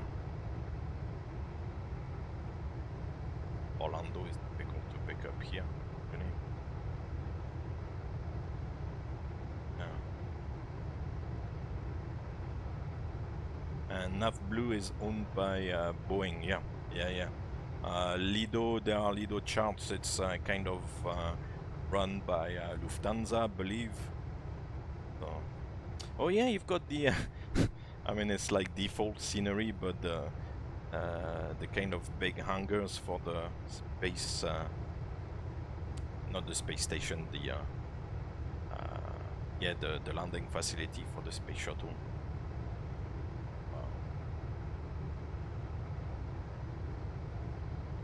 It kind of actually looks different. It looks like it's almost satellite photo here compared to the rest of the P3D scenery. Well, with the RBX Global, but you see what I mean? Here it kind of looks like the normal P3D or RBX scenery, and here it kind of looks a little bit satellite. Wow.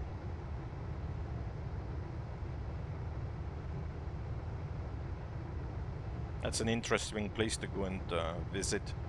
I'll take you almost the whole day.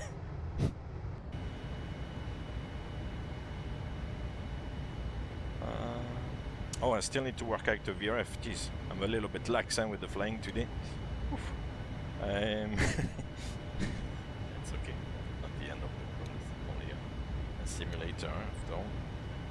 We're gonna get there with 6 tons. We've got a 0 fuel rate of 170, so that's gonna be about 176. We'll call it, 176 half. This didn't work before, but I think it does work now. Use the predicted landing weight. However, it doesn't take the number that you put in. It kind of seems to round it down. So we'll use 176 and speed 143 plus 5. We'll go auto brakes 2. I think it's a long runway, if I remember. You can look at Jepson again. It will tell you on the approach chart, I think, the runway length. somewhere. Does it not tell you the runway length on the chart?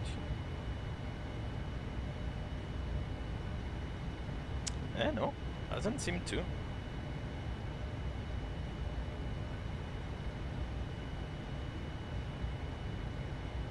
Surely it would. Tells you the lighting system to expect.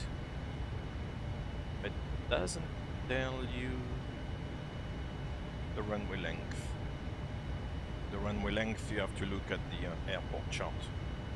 Oh, I'm surprised.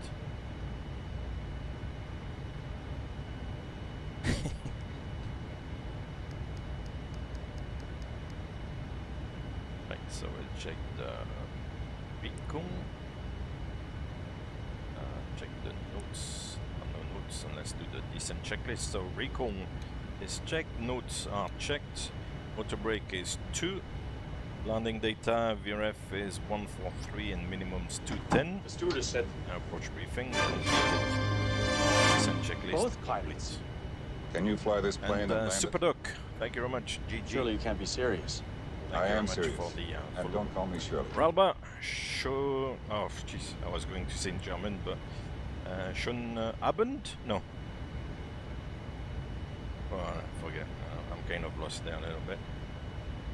Black Friday, yeah. I'm thinking, I don't know, I'm kind of torn. Either to wait for PMDG, MSFS, otherwise, you know, use the discount for maybe, I don't know, 747-800 or something like that. Or even maybe the 200 ER. I feel it's a shame to get like a PMDG product now, if in like 2 or 3 months then you have to get the product for MSFS. Yeah. Schönen Abend. That's pretty much as far as my German will go though. Fortunately. Alright, so let's see how this is going to work. At Expresso is still 240. How far are we? 148. It's good news that we've not started the descent yet.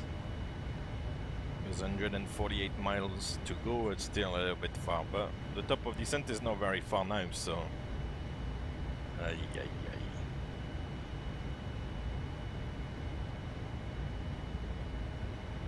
Yeah, and that's the thing, unless you decide, you know, I'll concentrate on P3D and disregard MSFS, but otherwise to get P3D add-ons now, it's yeah, I don't know.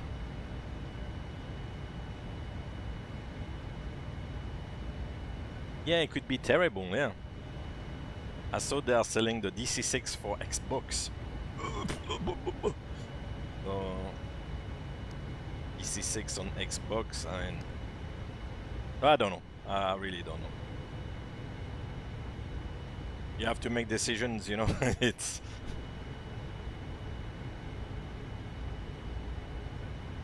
Hey, Tuba Flight, how are you doing? Yeah, the 787 has these big displays. They're amazing. It's really good.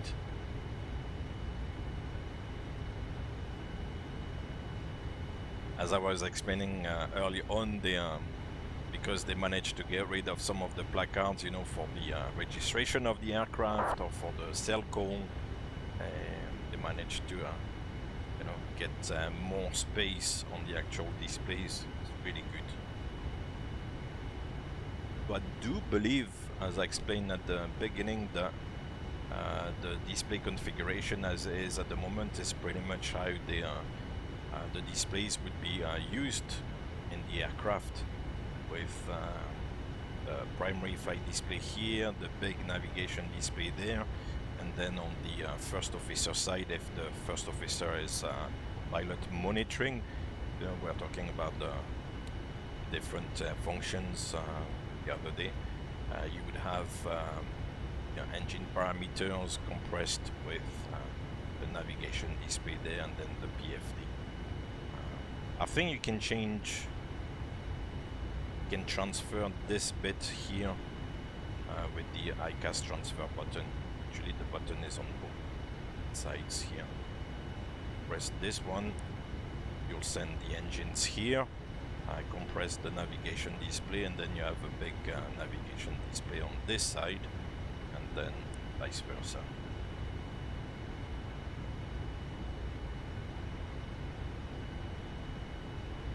But yeah, it's a very smart deck. Up here as well, it looks very neat. We'll switch on the seatbelt sign. We'll go outside and rack up a little bit more. Last rocking for today.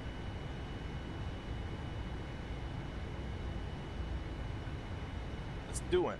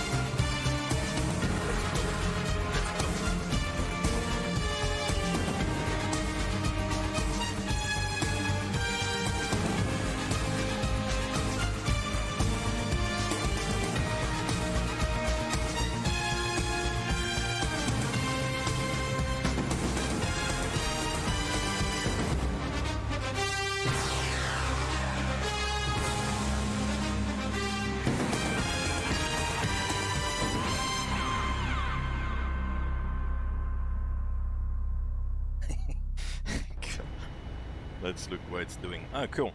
So we passed Espresso above 24,000, so that's good. Or flight level 240, I should say. Looks a little bit hazy, huh? In Florida. Oh. A good time of the year now to go to Florida. In the summer it's quite hot and sticky, or maybe not very pleasant, but now in the winter it's amazing, it's gorgeous. Yeah, the livery is cool. You've got it's not what I'm particularly do. Oh, you're going to get that right. There we are.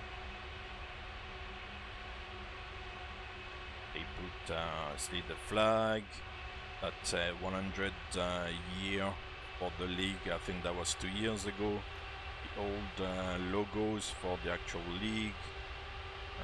Then old helmets per division. So 1, 3, etc. Then again 100 logo and on the tail. The guy who's done that has done an amazing job. Thank you for, I'm sure he's not watching, but if you ever come across this, thank you very much for that.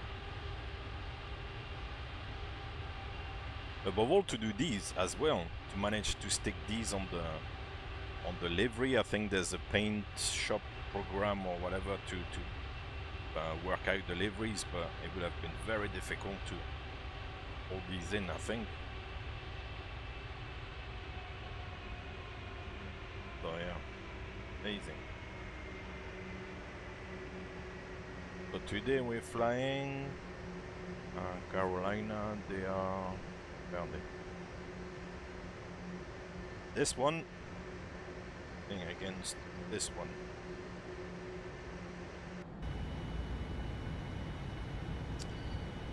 Right. Where are we now? Resec should decelerate at 280 knots. Okay. So we got 280 here. It's not decelerating very well yet, but give it a little bit more. I think you got to be quite proactive with this one. The only thing that is a little bit of a shame is that you cannot undock the FMC views, so you kind of need to keep zooming in and out. It's not like the PMDG where you can click and the little FMC window opens. This one is kind of stays where it is. You need to zoom in like this to see information and back out.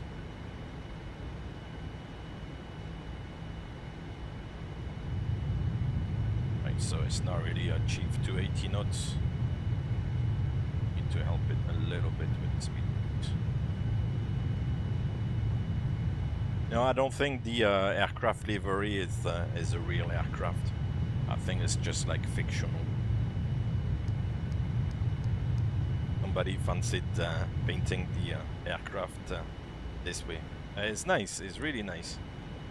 What was the QNH? We said 3002, wasn't it?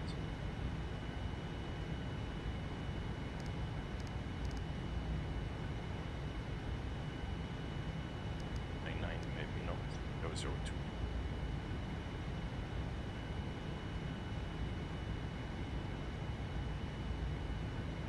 So far so good. Pirota is 13,000 and Crystal should be below 16. So we are already below 16, almost. It should work out.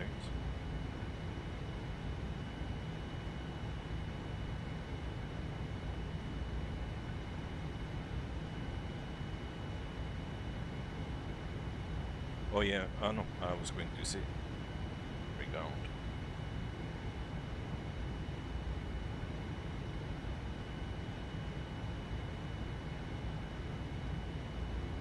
I think if I remember now, this one, the QW787, it kind of tends to also descend a little bit early, and also with a little bit of thrust.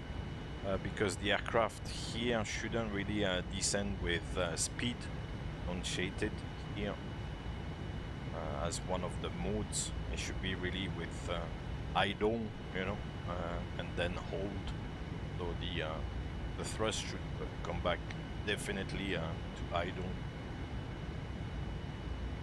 And you here is not, yeah, it's not really behaving 100% accurately, but that's the trick. Right, more speed reduction then. Valve speed brake again. And at Crystal, 16,000 feet and 250 at Yako. Yako should be below 13, so it's gonna work.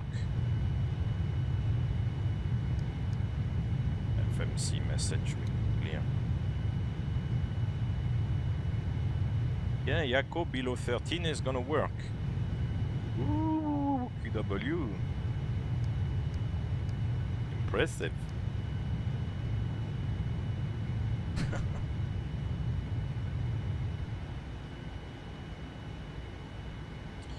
Probably have an update on the weather. And it's not gonna start snowing, so I'm not overly concerned. 3000 on altimeter.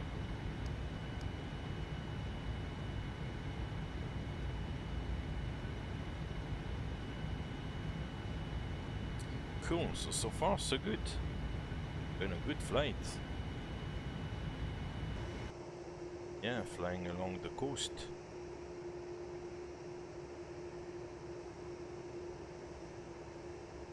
Kind of nice winter day, a few clouds around, 26 degrees, you can see yourself sitting on one of the beaches there.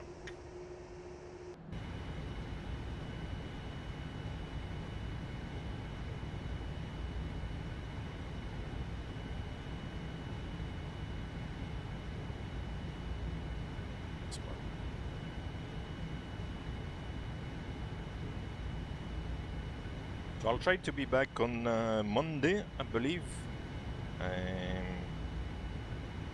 I'm not sure I'll fly, but I'll definitely do a little flight on Monday at the usual time, of course. Around maybe 10:30, 1100 Z, something like that. Then at Ibogo, it should be at 11, and it's gonna level off at 11. Oh la la! And reduce the speed for ocean at 230, so it's already working on it, and 11,000 feet there. Amazing! Oh wow! Do you have preference for cargo or pax flights? Oh, it's 50-50 really. The good thing with the cargo flights is that once you, you know, shut down the aircraft, tidy up, then you can go. With passenger aircrafts, you need to kind of hang around, wait for everybody to disembark, then for the crew to tidy up a little bit, and then everybody goes, so it takes a little bit more time. With cargo flights, it's very quick.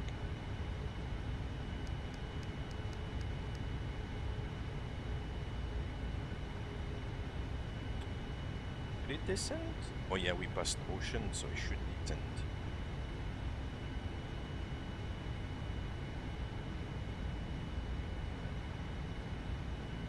Predict minus 150. Yeah, Tuesday I'll probably be around, but on Tuesdays normally I don't have, I cannot do long flights or something like that, because then I need to get cracking on the Tuesdays, so right, I guess.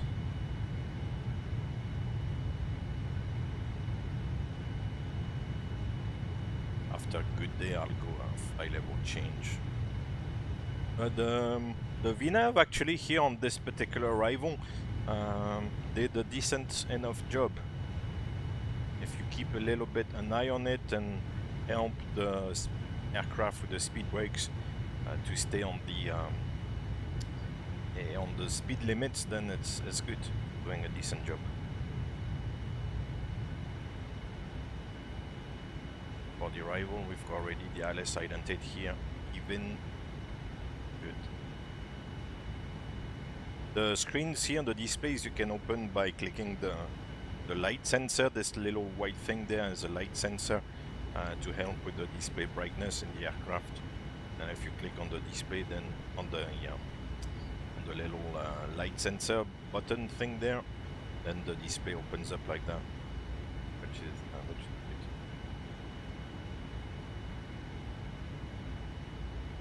Right, so we'll go flight level change, keep 230 knots.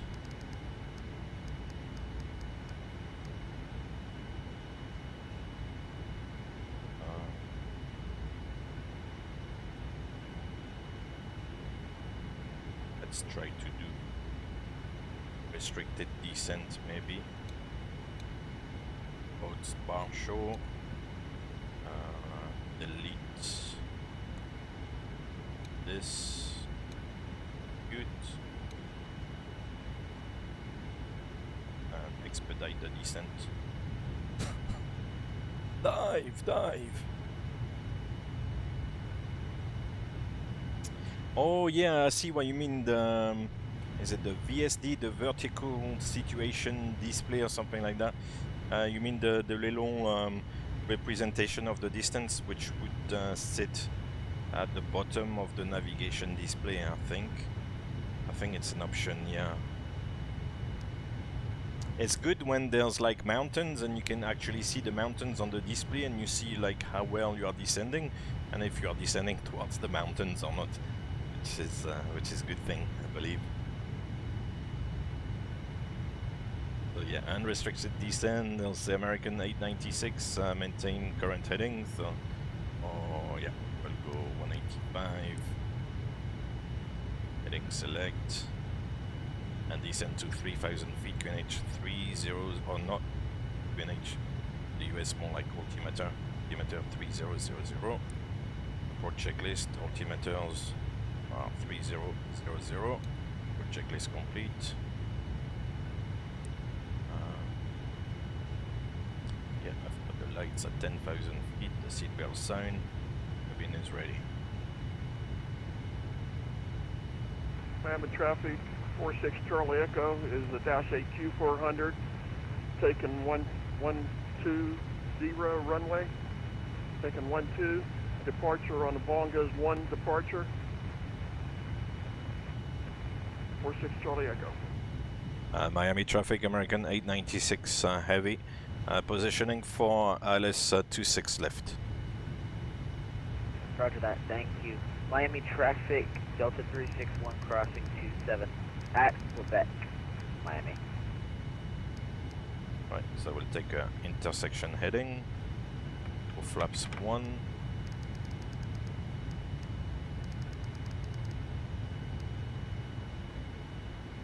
And engage the approach mode here. This.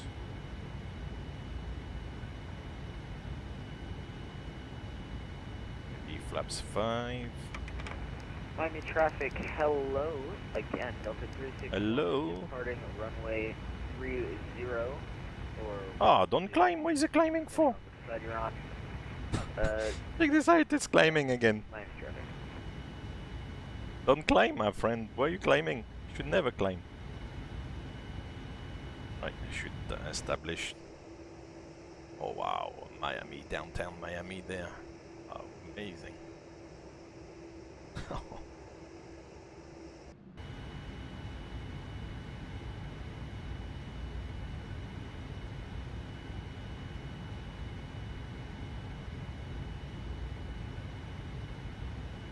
That's it, I was wondering about the localizer.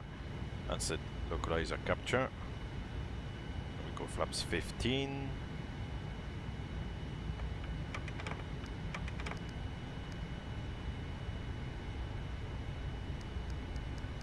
And 170 knots maybe.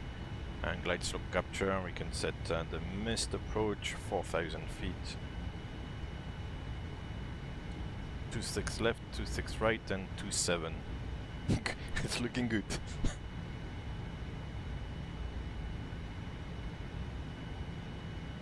Heavy is the wake turbulence of the aircraft. So you kind of supposed to announce on the radio your wake turbulence if you're like a heavy, or sometimes you hear with the 380 super.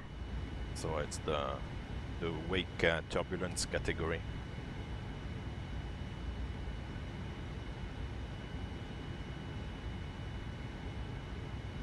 And if we believe the chart, then the DME should read 2 at the threshold. That's an interesting point. It does that sometimes. As the ILS chart, you can see at the runway threshold, the DME is 1.9. So the DME doesn't actually give you the correct distance. Right, we go gear down. 2,500. The speed brake, is it done? No. Here it is, flaps 20. 1920. Then back on the speed.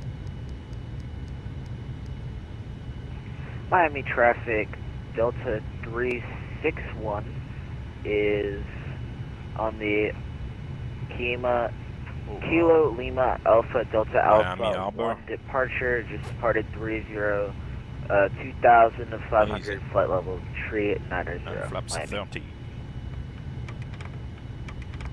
The final approach 148.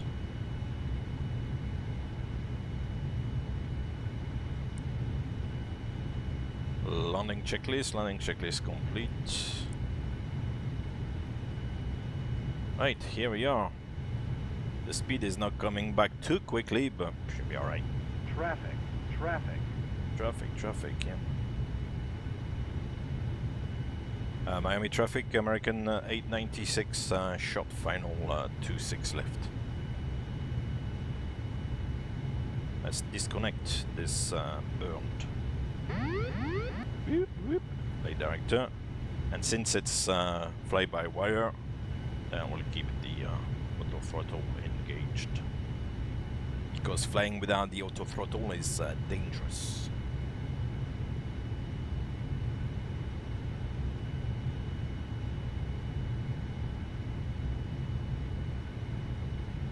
The only thing is that with this aircraft, the primary flight display is a little bit small, I find.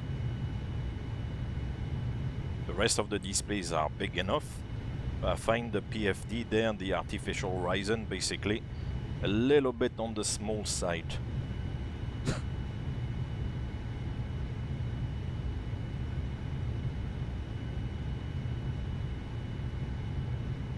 And yeah, when the last icebergs will melt, indeed, all these coastal areas will flood. 500. That's true. Right, so on this aircraft, normally the landing rate is not great, so let's see what today I can pull. Good. Brace for impact. 300.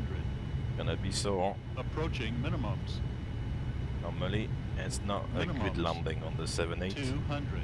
Continue.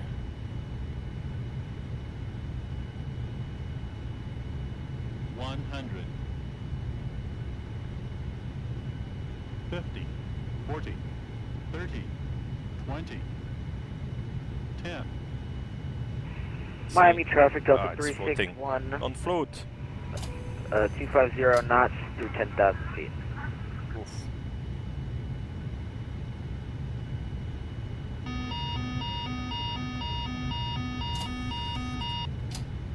What was that? It's supposed to be the reversers. Good. Oh well. I'm gonna lose sleep over that. What was the damage? Oh, not bad. Strato. What a surprise, man. This guy is Delta 361. I don't know what to say. Charlie Echo. He's unbeatable. Right, we'll take this exit if we can. Was someone just calling Delta 361? Yeah, I have a question. Oh, that sounds very philosophical. Did you get winds at Miami? Not too much. I'm looking at my MEDAR right now for you. Miami is 310 at 8 knots. Yeah, so if you departed from 112, copy. it's maybe not a good idea. It's not the worst I've ever flown in. No, but I was just wondering because of the runway takeoff. I'm wondering if I have it wrong there. I left on 120 and you left on 30. Yeah, I usually don't question what SimBrief gives me. Okay, I have no problem with that. Thank you. I'm agreeing with you though. I looked at the winds after departure because I felt like I was up faster than I should have been, and I was a little confused why I took off with a tailwind, but it is what it is. Okay, no problem. Very Thanks. philosophical discussion. Where are you flying to today? Flying over to Herbert Field. Nice. Are you flying? What sim are you flying in? Because I've been looking for a good Q400. I'm in FSX still. Ah, good man. Okay, Still in thank FSX. I wanted to upgrade to the 2020, but I paid for this aircraft before I like this aircraft, so I'm going to stick here until they come out with something better. I believe they are working on a Q400 or a Q800. Funny guys, huh? I forget the company though. I believe that's good though. I don't have a Scooby-Doo where I'm parking. The maybe PFD 737's coming out soon, which I'm excited for. So they're putting a lot of effort in this game. Yeah, I'm excited about It's the a PMG simulator, also, it's not a 'cause game. I have that for FSX, but that's the only reason I'm staying because of these two airplanes. Then I'll move up. Let's Yeah, turn it's, here. I have Oh, mind X-Plane you, no. as well and FSX, No, so next I one. I go between everything. I We'll go on mainly whiskey. stick to MSFS for the A320. Yeah, These are the just only having two a little aircraft chat, I you have, know, and I about... like them both. Let's come round here. Uh, I don't have a Scooby-Doo where I'm going. A good thing to say, but it's true.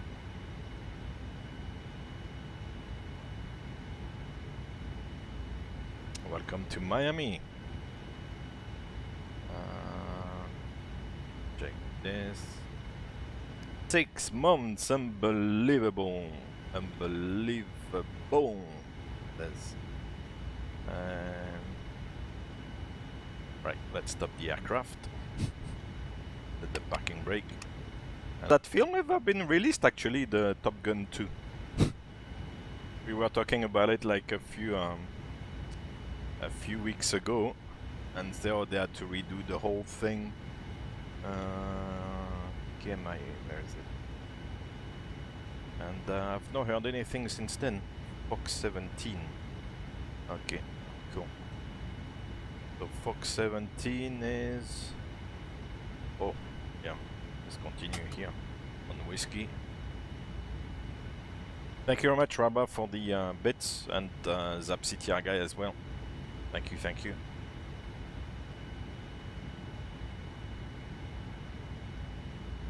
The strobes we don't need anymore, yeah.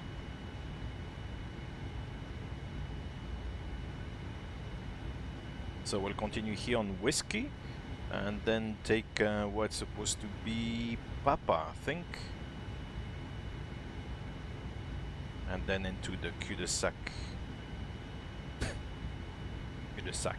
We like French words in English. Cul-de-sac and laissez-faire and déjà vu.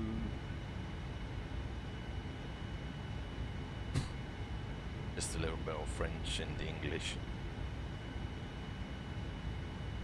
There's so many words in English and French. It's good that the English take a bit of French as well from time to time. Right, so Papa here. Actually, I'm a donkey because... Aha! Got the map display here. Very nice.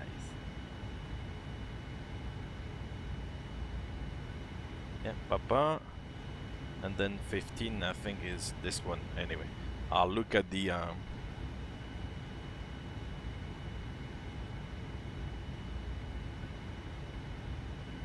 FB as well.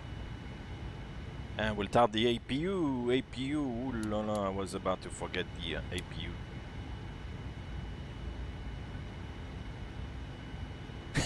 Yeah, don't do it, donkey. Don't do it. Oh man, this aircraft is taxiing so quickly. We're going to F gates. F-17. Heavy. American Airlines. Although it's not like an actual American Airlines aircraft, but... pretend.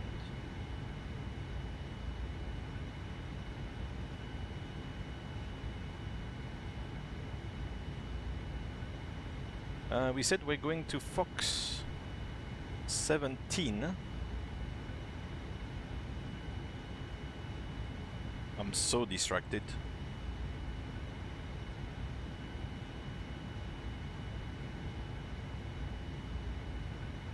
Oh, it's gonna be here. Oh yeah. Oh, it's with the marshaller. I thought I had the guidance system. Oh, so we may get a bit of Lambada Miami there. Might get a little Miami dance on the steps. Oh, that would be fantastic. Alright, so first step to get the downs is not to blind the marshaller. So we're gonna turn off the lights, above all the taxi light, The taxi light is very bright. Deja vu is every day I go to work. Yeah, I can understand that indeed. Right, we are in position. A little bit more to the right. To the right. Oh, that's it. A little bit to the right. 0. Come on. You have to give us a dance, a Miami dance on the steps there. It's a lady on top of that. Be sure to drop the top or something, you never know. Sorry. Oh! Too far, I think. What's the damage? Oh, too far. Yeah, stop waving your arms. Parking brake set APU is running.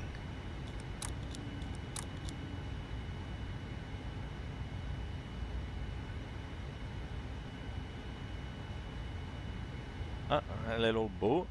Ding, ding, ding, ding, ding. No. No. Anyway, parking brake set. Shut down the engines. We can. That's the thing when you don't have the friction. Then the aircraft like rolls away. The APU is running. The hydraulics we can switch off like that. Your pumps can come off. Can come off. Can release the passengers. Can open the flight deck door. And yeah. Transponder switched off. 2000. And the flight directors can come. That's it. Welcome to Miami.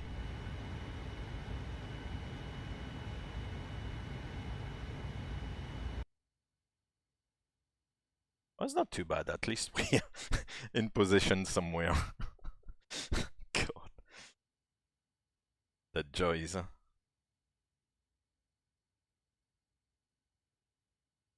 Virtual Miami. Let's see if we can connect the ground power. Open. I don't know if GSX opens anything here.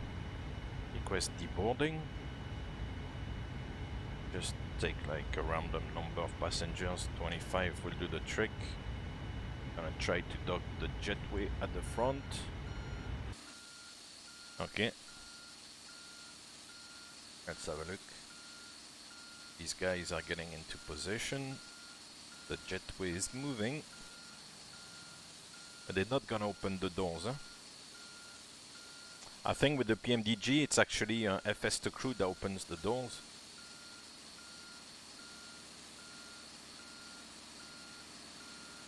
Yeah, they're just gonna sit in position waiting.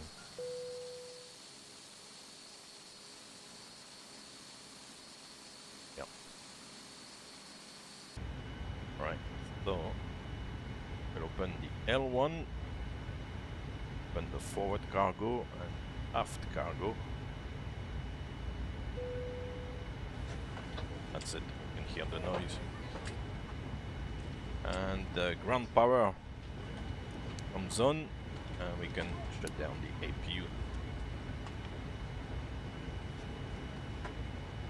So, shutdown checklist.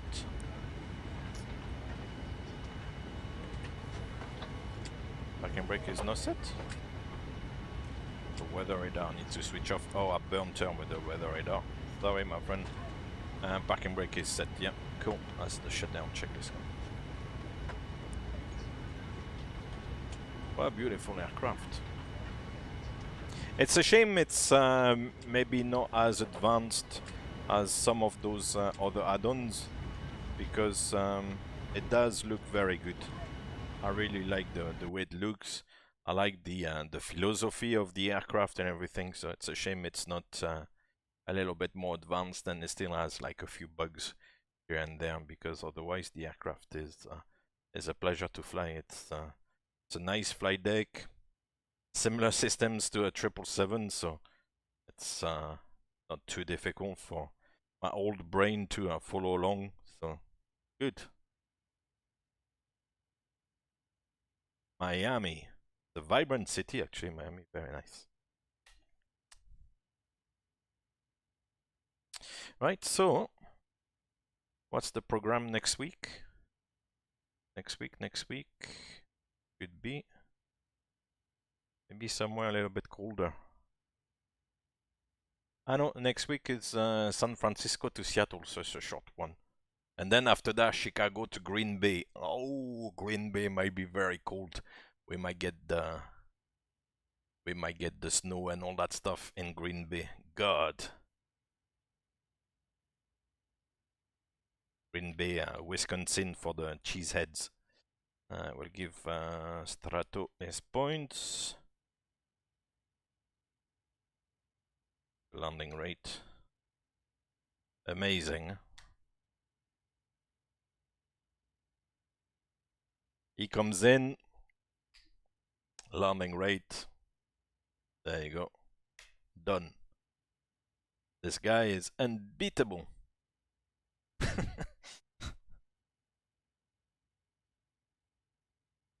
So yeah, next week will be San Francisco to Seattle, and then yeah, Chicago to Green Bay. So I hope we'll pick up cold weather both in Chicago, because at the end of the day, both places are not that far apart.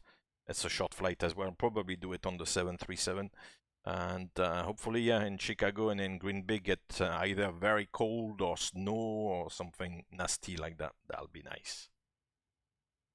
That would be very nice. Yeah, he only gets 2 feet off just to hide, you know, he's like crystal ball. He's got like next to the screen, he's got a crystal ball saying, yeah, it's gonna be like 200 feet per minute. Yeah, Jan will try to go to Green Bay. It's not a very big airport, as you can imagine. It's kind of a regional airport, and it's actually also a place, one of the smallest cities where there's an NFL team actually, because otherwise all the other teams are in big cities, but Green Bay is a relatively small place, so it's interesting. There's actually a team up there, the Cheeseheads. So there you go. We'll do a little bit of de-icing maybe in Chicago, and then landing in the snow. That would be fantastic. Oh, we got a bit of skyline of Miami in the distance there.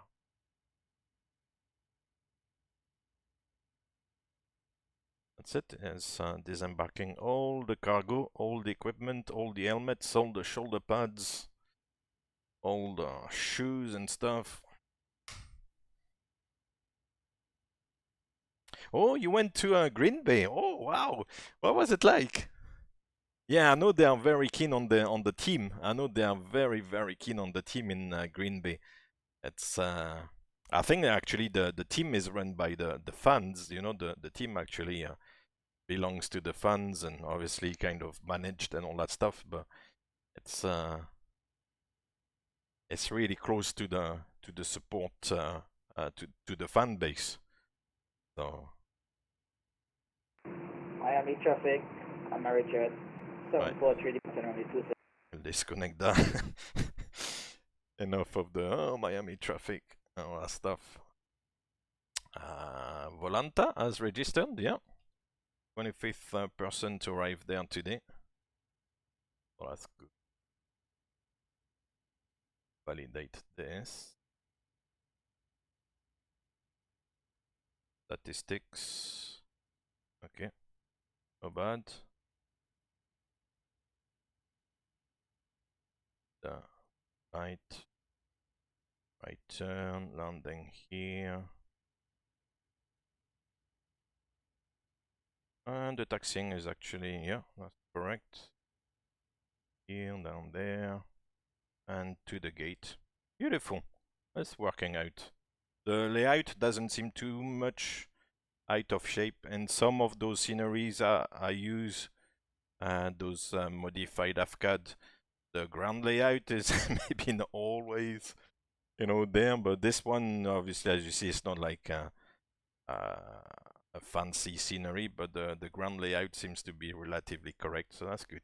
Cool.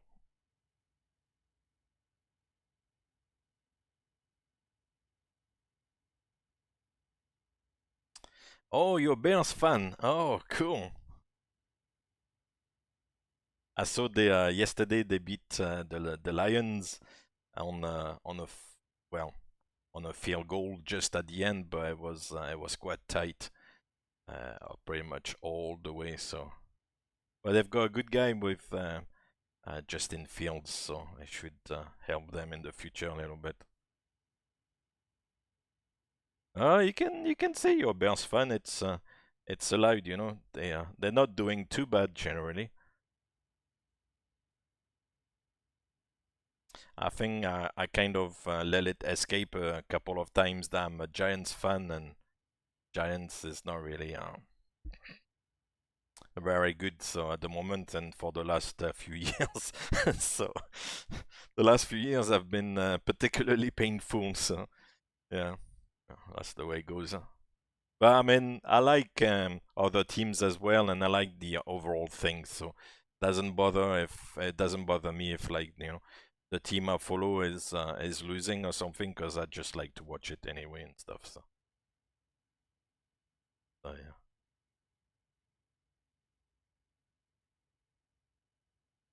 Yeah, all the teams they've got this kind of theme, you know, running. So, like, for example, like Miami, it's the Dolphins, and Charlotte, where we took her from, it's like Carolina Panthers. So they either have like names of animals, you know, like dolphins, panthers. You got like jaguars, or otherwise just like a random name or like some sort of like a theme, like yeah, like the Giants, or otherwise like the Houston Texans or something like that. So yeah, and the Saints. I guess the Saints maybe comes from the song, you know, or when the Saints, or when the Saints, when the. Yeah, very well, and you? How you doing? How are things? As I can see on the news and stuff that things are getting a little bit annoying again back in your part of the world. So it's the winter is coming, and along with all possible new restrictions or whatever. So it's a bit of a pain. Well, thank you very much for the renewal of the subscription. That's very kind. That's very kind of you. Thank you. Yeah, no, very good. Today I just flew Charlotte to Miami. That nicely painted 787 today, so it was actually a good flight. 787 behaves quite well, so it's nice panel of aircraft to use. You got 777, you've got 737, you've got 787, you got 74. It's amazing. A nice sample of aircraft. That's pretty much. Yeah, we need maybe the 75 and the 76, but otherwise we would have all the Boeing aircraft, and they are all like a pleasure to fly actually. So yeah, it's very good. This one is that livery I find was amazing.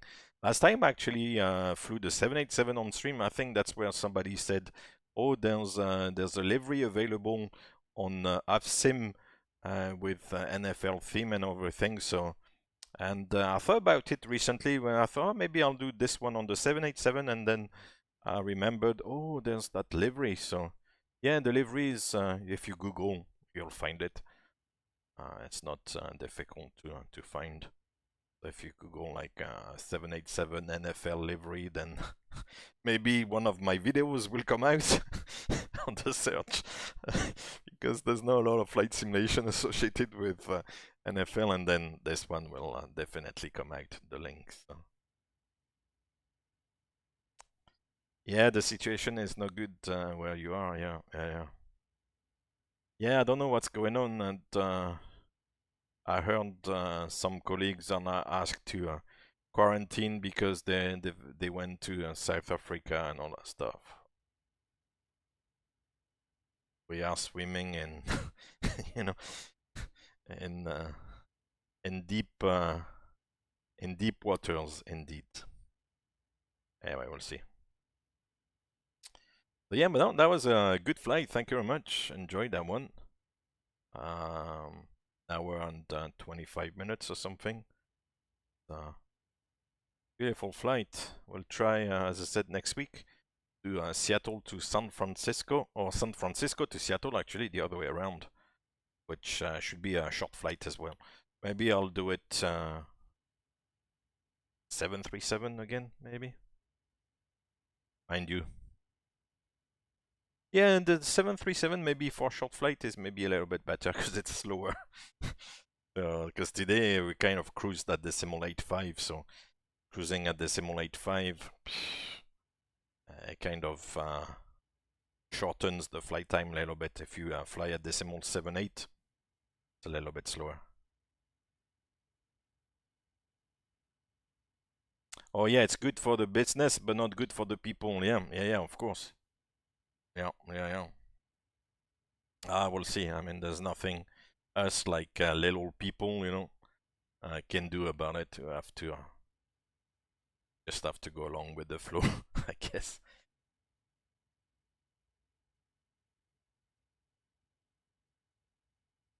Yes, I hope you're enjoying these little flights. Nothing spectacular, but it's giving me a bit of inspiration, you know, to kind of at least know what I'm doing. Maybe once a week have like a set theme and running through different flights from coast to coast, from state to state.